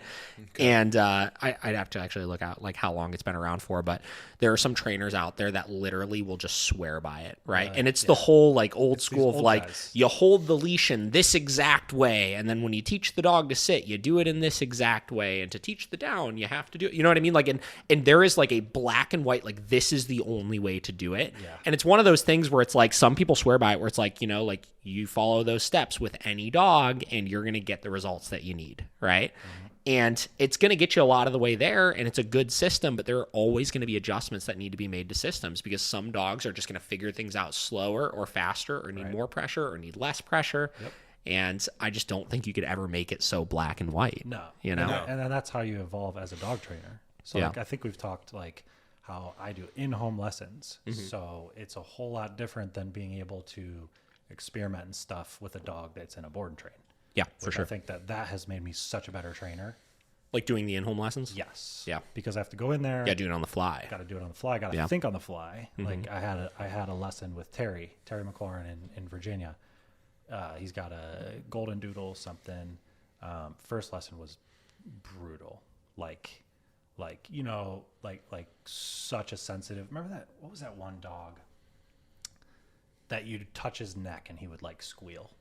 Do you remember? You remember that? We've had a couple dogs like that. He was like, he was the toughest dog we had ever had when we were at Heights. Or whatever. Yeah. Was it in Columbus or in Cleveland? It was in Cleveland. Touches black dog. Squeal. Oh man. Yeah, I don't remember. Black dog, like a mixed breed. Anyways, Terry's dog. So like I put the prong collar on him. No dice. Mm-hmm. Like we went like prong collar inside, and that's another thing too. Yeah. Leash pressure inside is so much different than outside, obviously. Yeah. So because I would always do leash pressure inside. Okay, we're good to go e-collar. No. Mm-hmm. It's way different now. Yeah. Leash pressure inside, leash pressure outside. Yeah. Something else, then maybe e-collar. Sure. But anyways, so extremely tough lesson, and I'm like, this is fucking Terry McLaurin. He's like one of the best receivers in the league. I got to figure this out, you know. So on the fly, I was just like improvising so many different things. I didn't have all the tools I needed, just because it's kind of out of town, whatever. Mm-hmm. So just something as simple as just taking the prong collar off, not having a slip lead, but having a leash. Yeah. And just looping it through and making a slip lead. Yep. Something as simple as that, and it changed everything. Mm-hmm. Right. But he still had such a hard time being super sensitive on his with his neck. So then, you know, we had only scheduled 2 lessons. Mm-hmm. I was like, we're gonna need 3 or 4. And I was like, cool. And then we ended up, and the dog's phenomenal now, like phenomenal. But that was just like an example of one of the ones that I really had to improvise. Like, you know, the prong collar, they're jumping up, start out, flailing around, and you're not even doing anything, right? Yeah, you're holding the leash. Just that resistance and that novelty of that new pressure just like sets him into like a frenzy. And it's like, you know. And I told him, I was like, yeah, this doesn't look good. It's not pretty. But like we have to end in a good spot at least, right? Yeah. In order, you know what I mean? So we finished with that makeshift, you know, slip lead that I made, and it was all good, whatever. And then like it was so bad to the point that I couldn't even get a good video of like them just moving. I had to do a boomerang. Yeah. So the second lesson, the tricks, right? The second lesson though, super good. Yeah. Third lesson, amazing, and the dog's incredible now, like super good. Yeah. And that's, you know, going back to like the athletes and stuff and how some of them, you know, are just like just train the dog, right? Yeah. Terry was one where he was like, look, I'm gonna ask you a lot of questions, I hope you don't mind. I was like, please. Yeah. Like, I love that. Ask away. I was like, I love that. So like, there's some of those athletes, not that they don't care, that are like just do your thing. Yeah.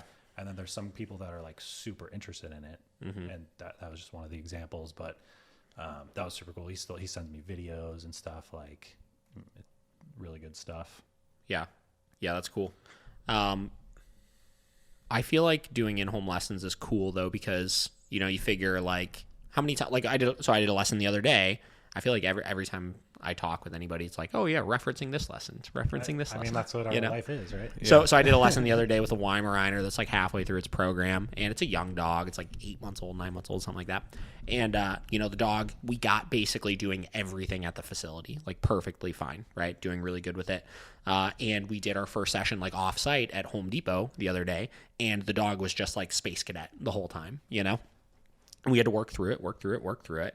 And it just goes to show, any new environment you work in, whether it's your house, whether it's Home Depot, whether it's a training facility, this, that, the thing you got to keep in mind is that they all started off as a new place to the dog, right? I remember this same dog, the first session we did at the facility was a total Space Cadet, just like what we saw at Home Depot. So, just because it's like, it seems like a setback when you go somewhere new and you see the dog kind of start to regress with those behaviors or something, that generalization process is going to be exactly the same, right? No different than you were distracted by all the people and the dogs and stuff at our training facility, and then you work through it, and now you're totally focused and on it. After we do our next session there, you're going to see it's way better, right? And then when we do our first session here, it's going to be the same way, and then we're going to see it be way better. I think the cool thing, what I'm trying to say here is the cool thing with doing the in-home lessons is you're taking the most important environment to the dog for them to behave in, and you're working them through that one first, so that when you go to generalize to all the other ones, you've already worked them through essentially their most hard environment, right? Yep.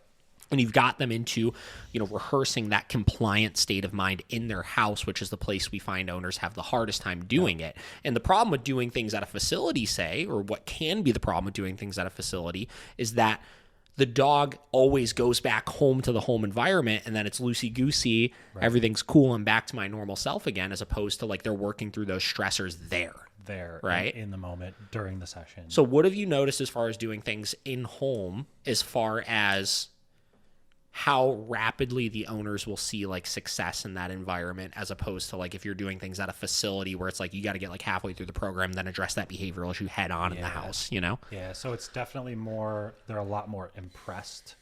Sure. If that makes sense, just because they're like, I never thought this could happen because my dog, especially they're used to seeing it there in my house, blah, blah, blah, blah, blah. And a whole nother factor of the in-home lessons, like especially with a lot of the dogs that I'm working with. Yeah. Even if I'm like, has your dog ever bit anyone?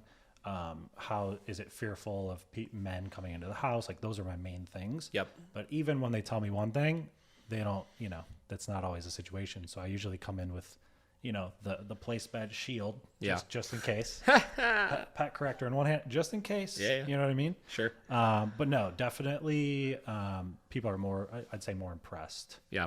Initially, but it makes it obviously a lot harder. Sure. So like, I don't get the e-collars quickly as I used to. Not that I try to rush it, but they're just still a little too fired up or whatever. Because it's just where they're most comfortable.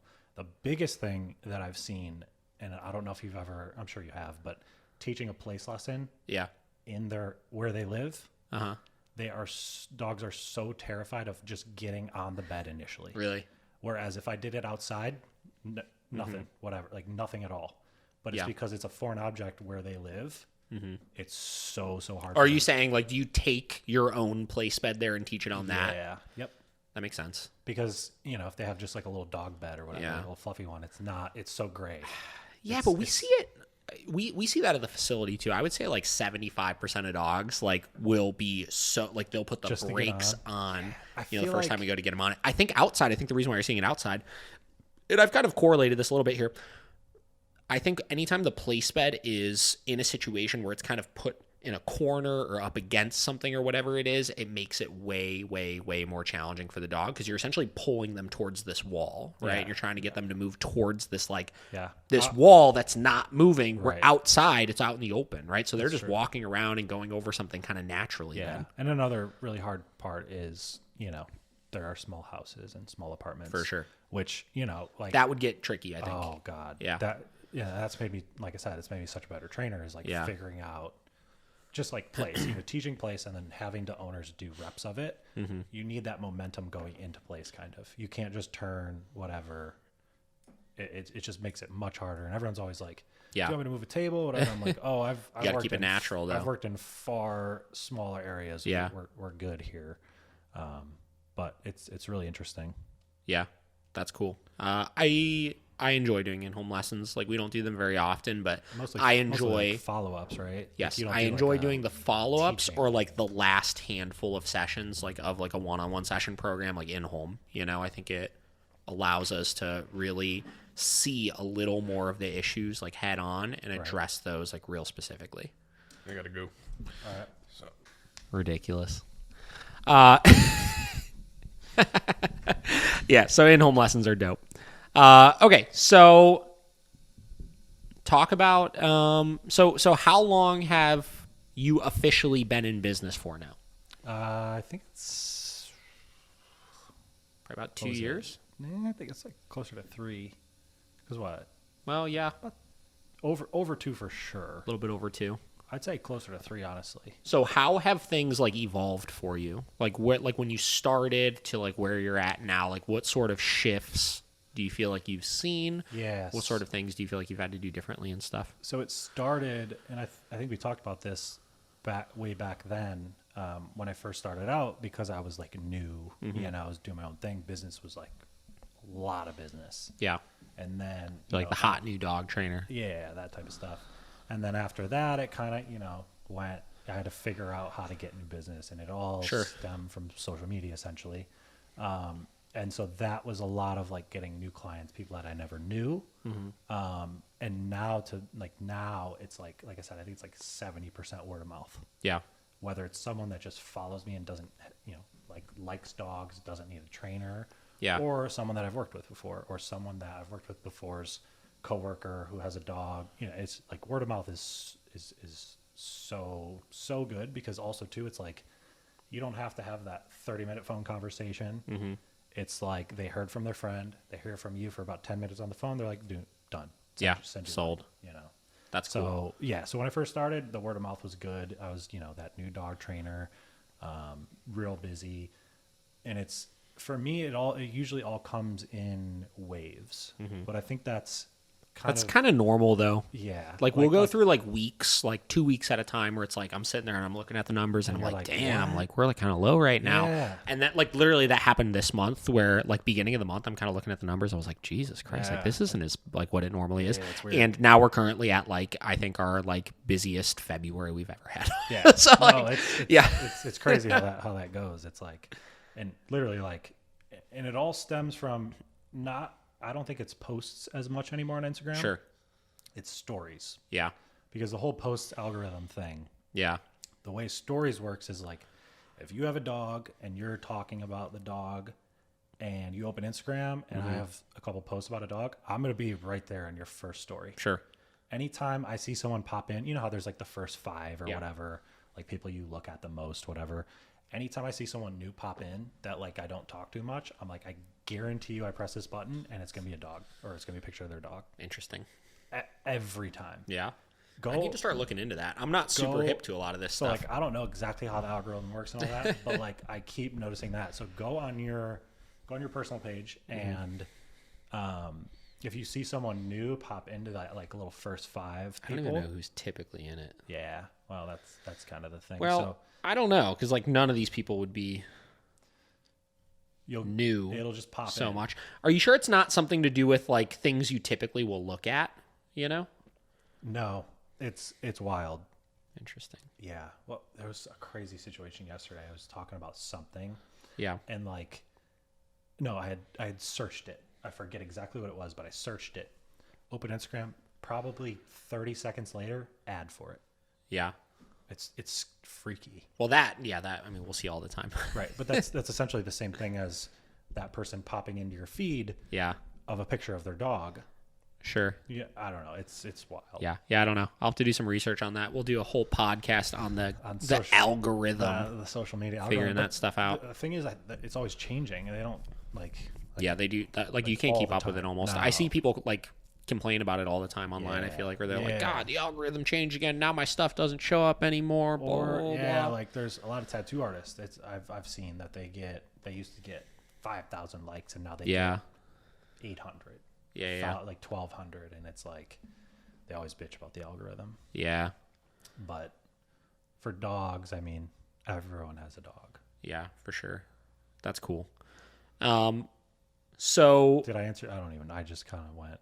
Did I answer your question? I think kind of. So who are all of these clients you're getting? Like, are a lot of them like college kids that are in there, or just people that just like reside in Columbus? Mostly reside in Columbus, like either went to Ohio State or moved into town or had a boyfriend that, Yeah. like, they went to OU or whatever. Like, Columbus is such a hot spot these days. Yeah. Not just like people that grew up there, whatever. People move there for jobs and stuff at this point. Like, There is a lot of business in Columbus. yeah, You there's know, a like lot of, I don't know what there's a the lot of like bigger corporations and yeah. It seems like their downtown area is very dense with like business and stuff. So like I could Right. see how there's a lot of probably like high earners like outside of just the college campus. Where I remember when we first went down there, we're like, OSU, man, there's so many people down there. Like I'm sure all these people have dogs and stuff, but like a lot of those college kids can't afford it. No, You know? and most colleges don't really have dogs. Yeah. Yeah, not from really what I've seen, but it's always usually probably 25 to 35. I'd say that's 80% of my demographic of clients. Yeah, I would say we're probably sitting around there now. We get that, or we get like the 50 and plus. Really? You know, like we'll get like 50 to 65. I feel like fairly Yeah. regularly as I well. don't get too much of that. Every now and then, but it's typically We get a lot more suburbs and stuff around here. Yeah, that's true. So I think it's pretty interesting.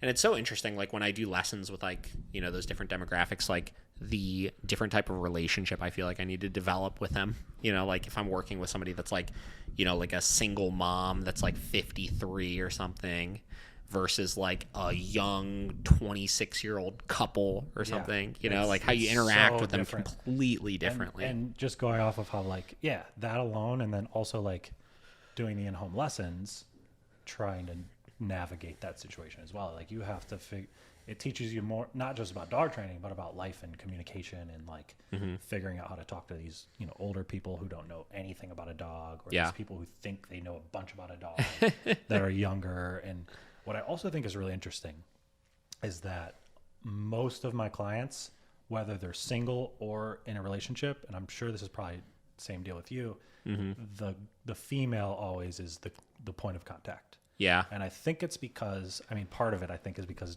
men think they can train the dog. Yeah, right? I think it's an ego thing for sure. For sure. Like we'll see that a lot as well. Like 90% of the people that I work with. Like they're super committed to it, and it's 90% of the time, like you were saying, like the guys that are like, I've had dogs my whole time, or 90% of the time it's the girls that are saying, well, he listens to my husband more, he listens to my boyfriend more, or something. Where I think that also in itself is bullshit, and it's like a psychological thing of like you hear it so much, so it's programmed in that he's got the more manly voice, so the dog listens to them more, whatever it may be. And it's not even listening. Yeah. It's just that you have that voice, so he's more like, oh, Sure.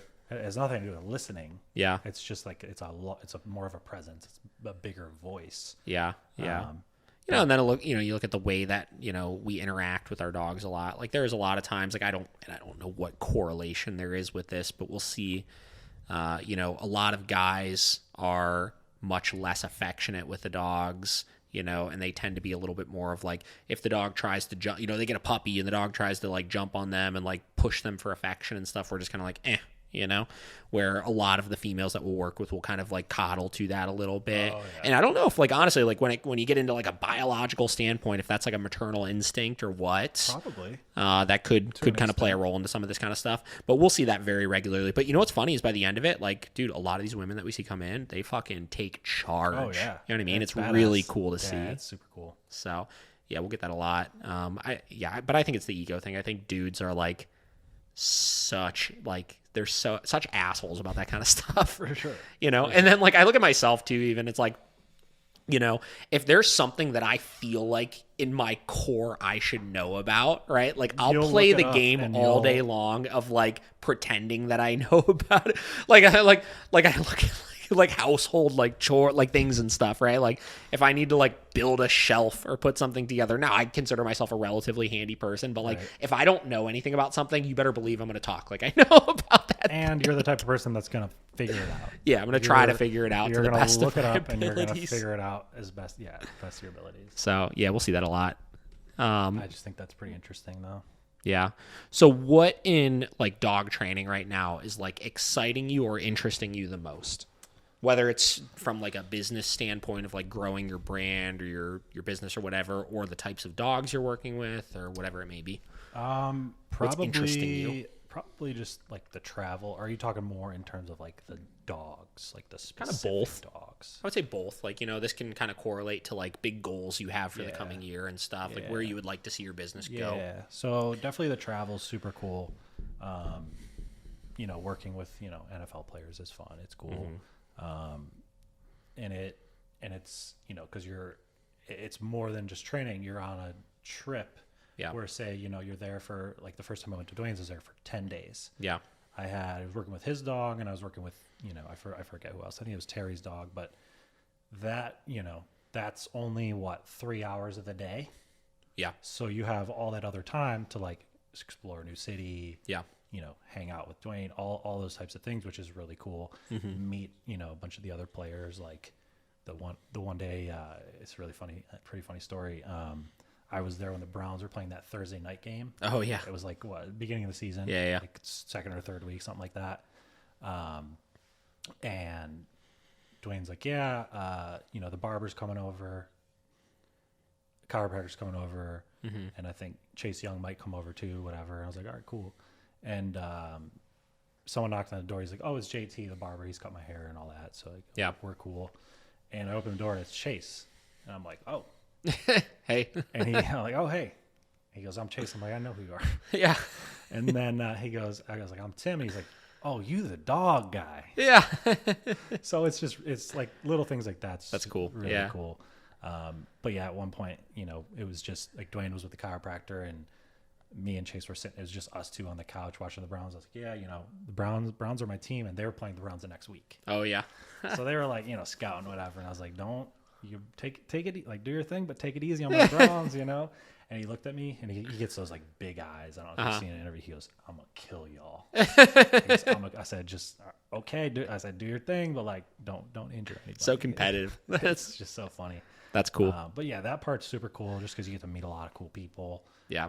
And also the aspect of like how we talked about before, how people, they repost me and stuff, which is super cool. Yeah. And then there's random people, like someone just hit me up in Maryland. Yeah. It's like, hey, when are you going to be here next? I need help with my Shih Tzu, whatever. And I was like, actually, I'll be there on, the 18th to the 20th. Yeah. So that's cool. It's like people see me there and then they like keep following me. And they hit me up. They're like, when are you going to be back next? Yeah. All that type of stuff. But more so in terms of dogs, puppies. Because especially during the whole, COVID lockdown, so many puppies. Yeah. And it's fun to work. Like it's like a whole different ball game, obviously. They're for sure fun, and you have to look at it differently. You have to just have like more fun with it. I feel like you can't take it as seriously as you do some of the other cases.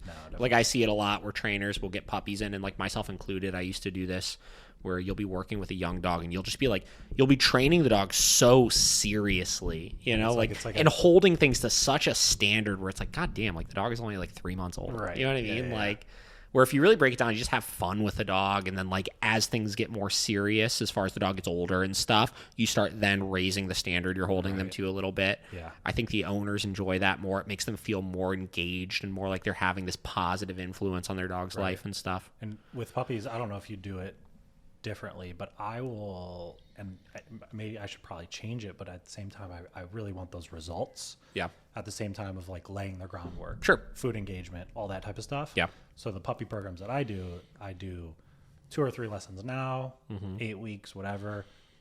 E-collar, all that's included, but then we wait till about 5.5, 6 months and then do all that stuff. That's cool. So we do all of that stuff first, Yeah. and it makes all that stuff so much easier later. Yeah. It's like I'll do place with food. Yep. And recall of food, and I'll even do out on the walk, which I don't really do. Like I'll do it with puppies. Yep. But like food engagement Sure. out on the walk. Which is all beneficial. I mean, I talk a lot about, what I think is like the proper way of training a dog just in general. Like say like you're not on a time constraint. There's not any big behavioral issues or anything. Like you go through all your forms of communication, right? You teach all your food stuff, right? You teach all your prong collar stuff with the food stuff, right? You layer your e-collar into all that kind of stuff, and you do it in a way where you don't move on to that next step until the one before is like great, Yep. right? And that includes generalizing and stuff. That includes if I'm doing food work and food engagement work, can I get the dog to do place, sit down, and recall like in the house? Can I get them to do it out in the backyard? Can I get them to do it in a new environment? Yep. Then we layer in the prong collar stuff, right? Then we layer in the e-collar stuff. And I want more of that, but again, going back to like you get what you put out. Yeah. I get pretty quick and good results. So a lot of people see that, even if it's an unrealistic expectation, they want that and they think that's the case. Yeah. And you could have that internal dilemma sometimes where it's like, because people are so used to seeing like the results you get so fast, like, if you slow down with a certain dog, you know, like sometimes you can get that like, wow, we're not moving as quick as I thought we would, you know? At that point, you got to just explain that, you know. Get them to trust the program and trust, like, this is why we're doing this. And you know, they see the dog that I had just worked with and it was one less or whatever in my post. Guess what? Your dog is different.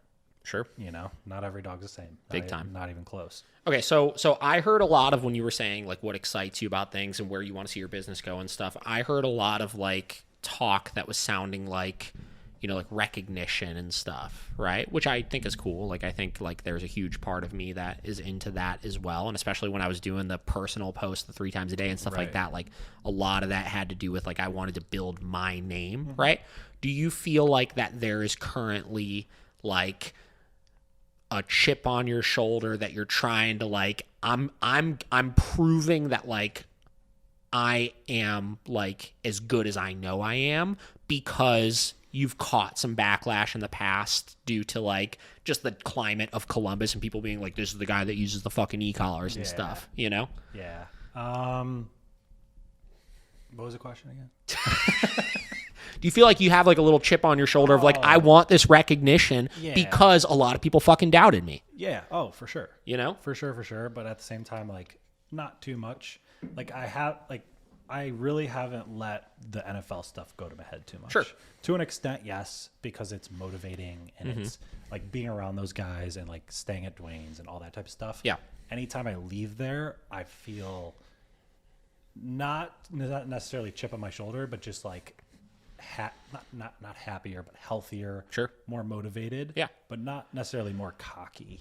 Yeah, I mean, I think you're around people that, you know, whether they personally are these like incredible, wonderful people or not, but like they're in a position of success, right? Because of hard work. And, you know, it's the conversation of you are who you surround yourself with, right? Like I, you know, see that personally with like the people that I hang out with, and I try to surround myself with people that are, you know, in professional positions and doing big things and very motivated, eager people. And like I find the same way, dude. When we go down to Disney World, right, with this other couple who owns a very successful business, and you know, it's like it's crazy because like we go down there and it's like such an inspiring time. Those 3 days is like, you know, the whole time we're hanging out and having a good time, but also discussing business ideas and talking about what's going on currently with us and stuff. And we come back just like bam, like I'm ready to fucking go. You know? And I always tell Dwayne that, I'm like, you know, and I told him the first time, I was like, dude, it's so much more than just like working with the dogs. Like I appreciate everything to the point where you don't even understand it. Sure. Right. Like I always leave there just, you know, ready to go. Right. Like let's get to work. Let's keep working. Yeah. Because of like their work ethic. You see them, they go to practice and then they have, you know, they've got a team chiropractor, but he has a chiropractor come to his place. Yeah. He wakes up and does that stuff before any of the all that type of stuff. And it's like, wow, like I should do putting in the work. I should do more of that shit. Putting in the fucking work with dogs. You know what I mean? Not that I'm getting paid millions of dollars to do it. Sure. But it's a lot more motivating. Yeah.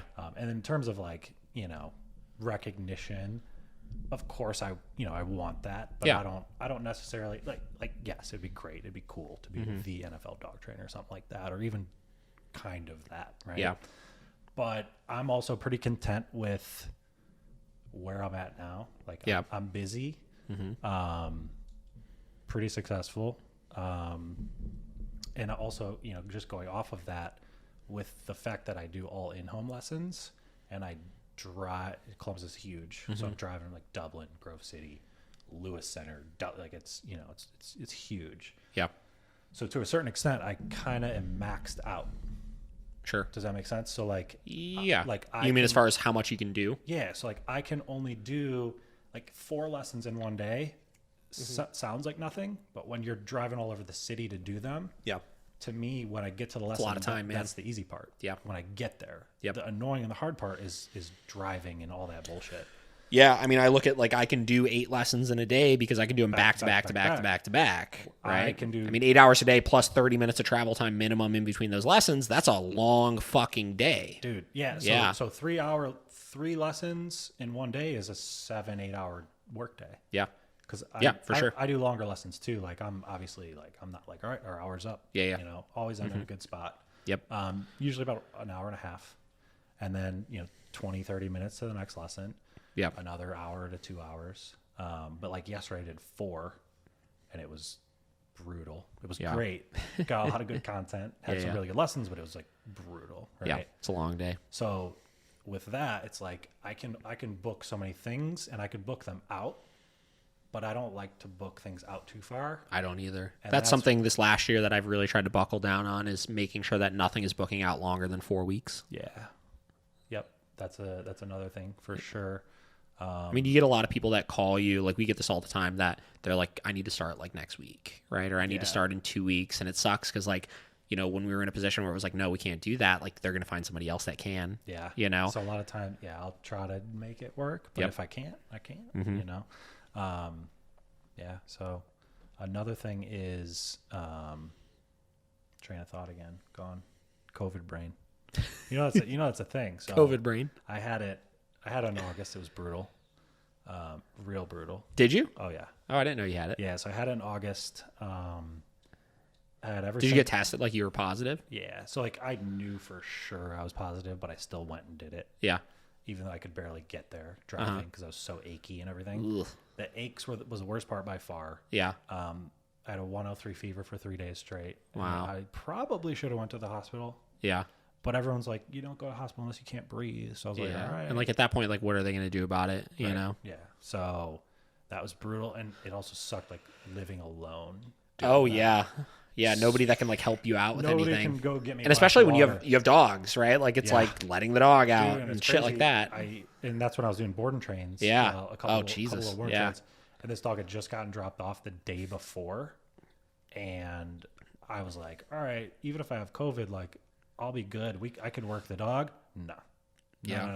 Like stuck on the couch, whatever. So I called him. I was like, hey. Yeah, you got to get this dog. You got to get this dog out of my house. I said, about 3 weeks, bring him back. We'll get it done. But yeah, it was brutal. And then towards the end, I had shortness of breath, which was a little scary. Yeah, for sure. But the worst part by far was the aches. So like, there was one day where I literally couldn't get up off the couch. And then this other day, like your back is very achy, at least for me. Obviously, everyone's different, but it was so tender and achy to the point where the water hitting my back in the shower. Dude, I've been like, probably not to that extent, but like, when you get like real sick and like your whole body hurts and you feel that it's like pelting it. Yep. It that felt sucks. Like, if you don't work out for like a year or whatever, and then you go work out and you're so sore and you're like, you can't. Yeah. It's for like sure. that, but like the tender whatever. Yeah, that makes sense. Wow, that's rough. Dude, it was pretty bad. So how long do you feel like you felt that way for? Like exactly 2 weeks. Like the whole 2 weeks you were that knocked out from it? The achiness was like 5 days. Yeah. Then it was like fever 3 through 6. Yeah. And then after that, it was just like pretty achy, some fever, super tired. Sure. And then at the end was shortness of breath. Interesting. And that's when I was like, it's weird that it kind of like fluctuated like that. Yeah. We've had a lot of clients. I've had a staff member that got it, and like they all basically said, they had like 3 to 4 days that were like really rough, and then after that it was kind of just like a normal sickness. Yeah, it's so crazy how it's so different for everyone, but everybody's different, obviously. It is very crazy. But what was my point of the COVID? Oh, so I was in a lesson once. Yeah. And this girl, she had it, and Sure. Good lesson, whatever. And I was going, talking. And I was like, and this was shortly after I had it, a week or two after, and completely lost my train of thought. I was like, what's going on, right? Mm-hmm. And she's like, that's like a long-term little side effect of COVID, right? Yeah. And I was like, no, I did not know that. That's terrifying. Yeah. There's a lot of things they're showing as like potential long-term side effects. Like I've heard things like, like people developing like short-term diabetes and stuff over it. And like a lot of like crazy health conditions. And I think the problem is like, we don't really know what it's going to look like long-term yet, because it's only been a year. I mean, yes, a year seems like a long time, but it's like, it's not really when it comes to something like this, right. And that happens. And it's like, it's not just because I smoke weed. It's like it's a real thing. I'll be zooming in a lesson, super good. You know, everything's going great. And I'm like, wait, what were we just talking about? Yeah. And I'm like, sorry, you know, it's been a thing since I had COVID. Yeah. You know, obviously I don't want it to happen or like it to happen, but it does happen. Hopefully it's not a forever thing, Yeah. but We'll see. It'll be interesting to see what the next like year looks like. I feel like this year will be interesting now that we have the vaccine going out and stuff, and seeing how things start to shift back to normal. And you know, obviously this is the first time in it's been like 6 months since they put that the curfew and stuff in place. Yeah. You know, yeah, like now that bars are able to stay open till 2, and you're able to go out and do all these things and stuff again, right? yeah. It seems like we're little by little inching ourselves back. I think the interesting thing is like the whole mask situation, like how, if ever, they're going to like fade away from that. You know, I think at this point, like people seek so much comfort in the mask and wearing it and using it out in public and stuff like that. I think we'll be wearing masks till 2022. Well, I don't see, I think a lot of people are going to have adopted that into like a long term. When they go out in public, they utilize one, you know? I hate them so much. They're uncomfortable. They're, you know. Well, as a glasses wearer, Sure. they're brutal. Like, Yeah, I see Kate sometimes wear them, and she's got glasses, and like and they it's like fog up It's like, constantly. dude, I can't. It's like even, never ending. It's horrible. So I've been wearing contacts a lot more, but Yeah, yeah, it's brutal. very interesting. Yeah. So you've been okay. So your point you're at right now. So we were talking about the traveling between lessons, all that kind of stuff. So you're at this point you're kind of stagnant on like you can only do X amount of lessons per day. Kind of. Have you so I feel like your only two options now are start to position yourself where you can do more lessons in a day by cutting the travel time or raising prices if you're comfortable with what you're currently doing. So those are your only two options. I That's think. kind of where I'm at. Yeah. So I think the raise prices first. Mm-hmm. What are you charging right now? So 2 lessons, 600. And I know you told me, you're like, dude, I don't know if that might be a little too much. Like not super long ago, probably less than a year ago. It was probably like 6-7 months. I think the problem is not that it was too much, because that's not that astronomically more than what we charge, right? If you break down like a per lesson cost and equipment and stuff like that. Right. I think the problem, and when we were discussing at the time, is you were talking about wanting more lessons, right? You wanted to do more lessons. So, you know, I've always looked at, I stay as cheap as I can until I'm as busy as I want to be, right? So if you want to do 4 lessons a day, 6 days a week, you know, what's 6 times 4? 24. So are you doing 24 lessons in a week, right? If you're not, and you're only doing 18 lessons in a week and you need more, you need to reduce rates until you're at as busy as you want to be. Right. Once you've stayed, like if you hit that point where it's like I physically can't do any more lessons, then you start raising prices if you don't want to change other things like adding more trainers in or something. Right. And then another thing too is like, for a while I was like lessons because I'm trying to build it, right? But now like I need to have a life, a little bit. So I totally understand. That's a boat I'm in right now, man. It's a whole other aspect, big time. You know? Especially you know, new girlfriend and all that type of stuff. So making time for that. Not that I wasn't used to it. I was just working. So there's that, and then just like being able to relax too. So that's another thing too. So like less with higher prices is probably what I'll do sooner than later. But I also want to get like a house or a facility would be cool. But I think starting with like a house. Yeah, if you're just doing it solo, a house I think is fine. And just like 2 board and trains at a time. Yep. Whatever. But then there's a whole like zoning bullshit that people are crazy about. Yeah. And I think I told you someone called my leasing office and was like, I think the problem is you're renting now. So you're kind of under those constraints like where like they have control over like if you're operating a alone. business like within like a place that you're renting, like you're pushing some boundaries there, obviously. The difference is I wasn't operating a business. I'm not doing lessons. It was literally like 1 board and train every 2 months. You're charging money for it though, right? Yeah. It's business. I get. Listen, I get you. I'm a pusher as well when it comes to that kind of stuff. But there are so many trainers that do that. Yeah, I agree. That don't have the zoning. I'm with you. That do it out of their like little farmhouse, whatever, and they don't have the zoning. Yeah. So whatever. If you're helping dogs, whatever. Like I don't care. I would never do something like that. Yeah. What I don't know. Yeah, it just depends. Like if you have the space for it, right, and it's your property, and like the zoning rules and stuff like that, like I don't know exactly what they are as far as like commercial property and like running, a business out of your house and stuff like that. Like I'm sure there's legality that goes into it, but in the end of the day, like I think there's a lot of workarounds as far as like, okay, cool. Well, like depending on the city you're in, like I think North Olmsted, you're allowed to have 4 dogs, right? So, okay, cool. Well, if I only have 2 dogs myself and I have 2 board and trains in, well, I'm just house sitting these dogs right now, right? Because there's plenty of people that do that. Yeah, and then it comes down to too, like if you're renting, it comes down to whoever owns it. If they're cool, like, sure, hey, I have a lot of friends that have dogs. You're not gonna be like, I have a dog. Yeah, I'm running a business. Yeah. I have a lot of friends that have dogs. Like I have 2 myself, whatever.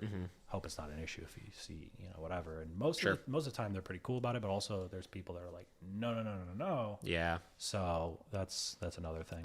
It's a hard one, I mean, the dog training industry, it is something where like it's not like you have clients themselves coming in and out all the time. Like you're literally just essentially long-term watching somebody's dog for a short period of time and teaching them things and getting paid for it, right? Yeah. So it is that kind of industry where it's like, damn, like you really can do this anywhere, right? You don't need to have a facility and stuff like that, but it sucks because like, again, you still are legally operating a business, right? You're still making money for doing those things.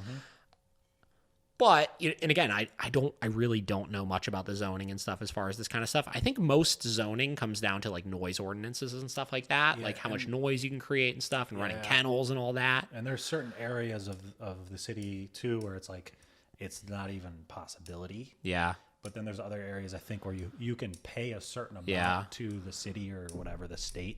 Yeah. But it's like a hefty amount because you're like, I mean, you're changing the entirety of like a neighborhood almost. I wonder, so like then I start looking at, okay, working from home, for example, right? Say you run a business out of your house, right? Say you run you make jewelry and fucking sell it online and then go ship it out to people, right? What's the difference, right? Yeah, in my eyes, there's no difference. But what I don't know is if you are running and operating that business out of your home location, are there additional taxes and stuff legally you should be paying? Are there different things you need to file with the city, et cetera, et cetera? Like I look at like stuff like car insurance, right? Like when you file for car insurance, they ask, do you use this vehicle for business purposes, right? Then you start going into like, what is a business purpose then, right? Because like I use my van to drive back and forth from work all the time, and sometimes I'll transport clients' dogs in it and stuff. But does that count as like one time a month I drive a dog over to Edgewater or something? Does that count as using it for business purposes? I don't know. So it does. It just depends how kind of scummy you want to be. Yeah. Not scummy. Sure. You know what I'm saying? Well, how much you want to like find the workarounds with it, right? I think. Because there are a lot of people where like they'll write everything possible off. Yeah. Like a new dog crate. Yeah. Your mileage, your tire that just broke. Sure. Like there are a lot of, like I've heard of trainers that write off anything and everything. Well, I mean, you drove down here to be on a dog training podcast, right? Your tire broke on the way here. So you need that to get to, it is funny. It's an interesting thing. Yeah. I would be, dude, I think business. So getting into then the broad topic of like business ownership, dude, there are so many things that I still just don't understand about it, and I've owned a business now for 5.5 years, and it's like, there are still aspects of it, like when you get into like the taxes and the write-offs and all this kind of stuff that, dude, if I didn't have a bookkeeper right now and an accountant, it's like, I wouldn't know what the fuck to do. So it's so complex. Yeah, I didn't for the first year. Yeah. I was like, I gotta figure this out. Yeah. So I actually met with my CPA guy the other day. Yeah. Talking about all that stuff. But I don't know. It's so confusing to me. How do you do like transactions and stuff? Like I do all. Is it all through Square or what? No. So I just do like Venmo, Cash App, PayPal, whatever it may be. And then another tricky thing too is so you could set it up where, how PayPal, you could do friends or family or goods or services, right? Goods or services, they take the tax out of it. Yeah, it's because there's protections on it. Right. So if I pay for something with goods and services, I'm essentially like, you're paying a fee so that you're protected as a business. Right. Yeah. But that messes with the taxing. Yep. Like with my CPA. Sure. So when that happens, and I'm always like, send it as whatever, that's just how I have it set up with my CPA. Yep.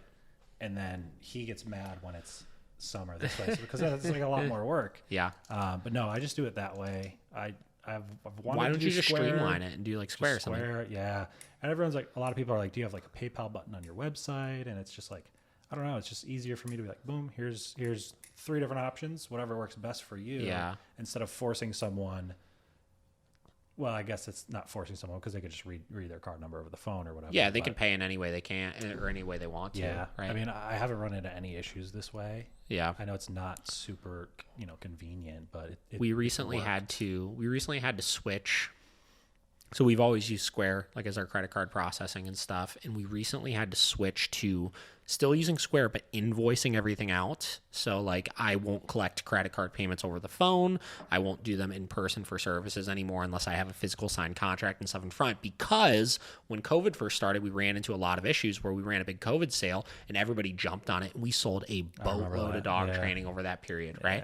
And then we had like 2 weeks later, everybody reaching out wanting refunds for those because they're like, oh shit, I shouldn't have spent that money, right? Which pissed me off a little bit because it's like, listen, like I understand. A sale, first of all. It was a COVID sale, right? So I understand that everybody is facing like financial hardships and stuff at that point, but like you signed up for a sale that was literally intended to allow us to continue paying our staff through this because it was COVID times, because we had seen everybody's facing financial hardships. Exactly. So if you're in a position to be able to do this, you can. Then they all wanted refunds for it, right? Not all of them. We had a handful of people. Yeah. Then we started realizing, because we never ran into a situation before where a bunch of people wanted refunds all at once, right? It's never been the case, right? So then we realized, like, we've always had a strict refund policy as far as it's on our website, it's on our contracts, stuff like that. So we found out that in the state of Ohio, in order for a refund to be enforced, or refund policy to be enforceable, it has to be clearly outlined to the person at the point of sale. Okay. So like literally when you're when you are paying money, it has to be right there that you can see not it. Not just on your website. Correct. Not on your pricing page. You have to. It has to be visible while they are making the payment. That makes sense. Right? So in the case of collecting payment in person, you would have to have them read and sign the contract before you collect the payment, right? In the case of doing any sort of online transaction, it has to be invoiced out where they can look at, this is the refund policy, and it has been sent to you alongside the price that you're about to pay. And then they pay. And then they make payment, right? Gotcha. That's So, so we had to start switching to invoicing everybody out. If we get any new training package in, even if the person is ready to send us $7,000 for a fucking 2-dog board and train or whatever, I have to go through the process of, I'm going to email you out an invoice, you're going to review it, review all the terms along with it, and then make your payment for it. Yeah. Right? Because we ran into a couple situations where when we tried to enforce our policy, they were like, actually, fuck you. Give us our money back. Okay. So they knew. They knew Yeah, that they yeah. could get away with it. Which, listen, I mean, good on them. I didn't know that. Yeah. I just figured, like, we have it written in like 3 different places, like it's enforceable. What the heck? Yeah. You know, you knew what you were signing up for. Yeah.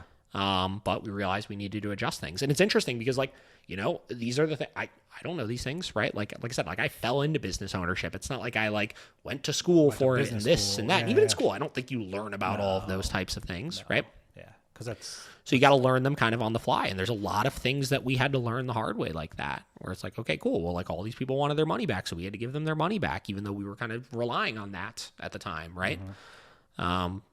So you learn a lot through it. Business ownership is very, very interesting. Yeah, it is. And then, you know, like I said, the taxes, all that kind of stuff. That was my big thing when we started Miracle is we have a very, very, very good CPA. He dots his I's and crosses his T's, and he's been doing it for a very, very long time. And a lot of the reason for that is because our CPA with Heights was trash, dude. Like, we didn't, you know, there was no sit down end of year meetings and this and that. It was, you know, like it was just like we had no clue what was going on. We had no way to prepare for the next year better and stuff like that. So I was like, we need somebody that's good, you know. Yeah. And we pay for it, but we've never run into like a tax related issue or an end of year issue where it's we weren't ready for something because of that, you know. For sure. Like even when we, like I said, when we first started, when we didn't have the kind of revenue we have now coming in, it's like, you know, we made sure we were doing things by the books. That's why we don't do like cash discounts for things and stuff, because if you pay us cash, we're still tracking all of that cash just like we would anything else. It's not going under the tables, and we could pay the, you know, the kennel tech and stuff like that, and not have to pay all these like workers' comp taxes and all that kind of stuff. Like we dot the I's and cross the T's with that stuff. For sure. I was gonna say something, but COVID brain again. You know. Damn COVID brain. All right. Well, let's see where we're at here. Well, we're just about 2 hours exactly into it. Okay. Our 3-hour podcast didn't exactly go as planned, but we had some hiccups and stuff. So Are we going another, or are we? we're gonna wrap that up on that. Okay. I have to get ready for work. Okay. I gotta be at work in an hour. So Gotcha. so we're gonna wrap that up on that. So I'm glad you finally made it. Hopefully we will continue this. Either listen, here's the thing: we're either gonna do this tonight or tomorrow morning. Again, Tonight. one or the other. Okay. And we're gonna kind of finish it off here. Yeah, I feel like I was just kind of starting to. We're getting in the flow. We got the juju. yeah, Listen, yeah. you know, now that we have the kinks worked out, we're gonna be able to just flow next time we go to do this. For sure. We'll just So put it on. Boom. so 2 hours in, still a good one nonetheless. This will be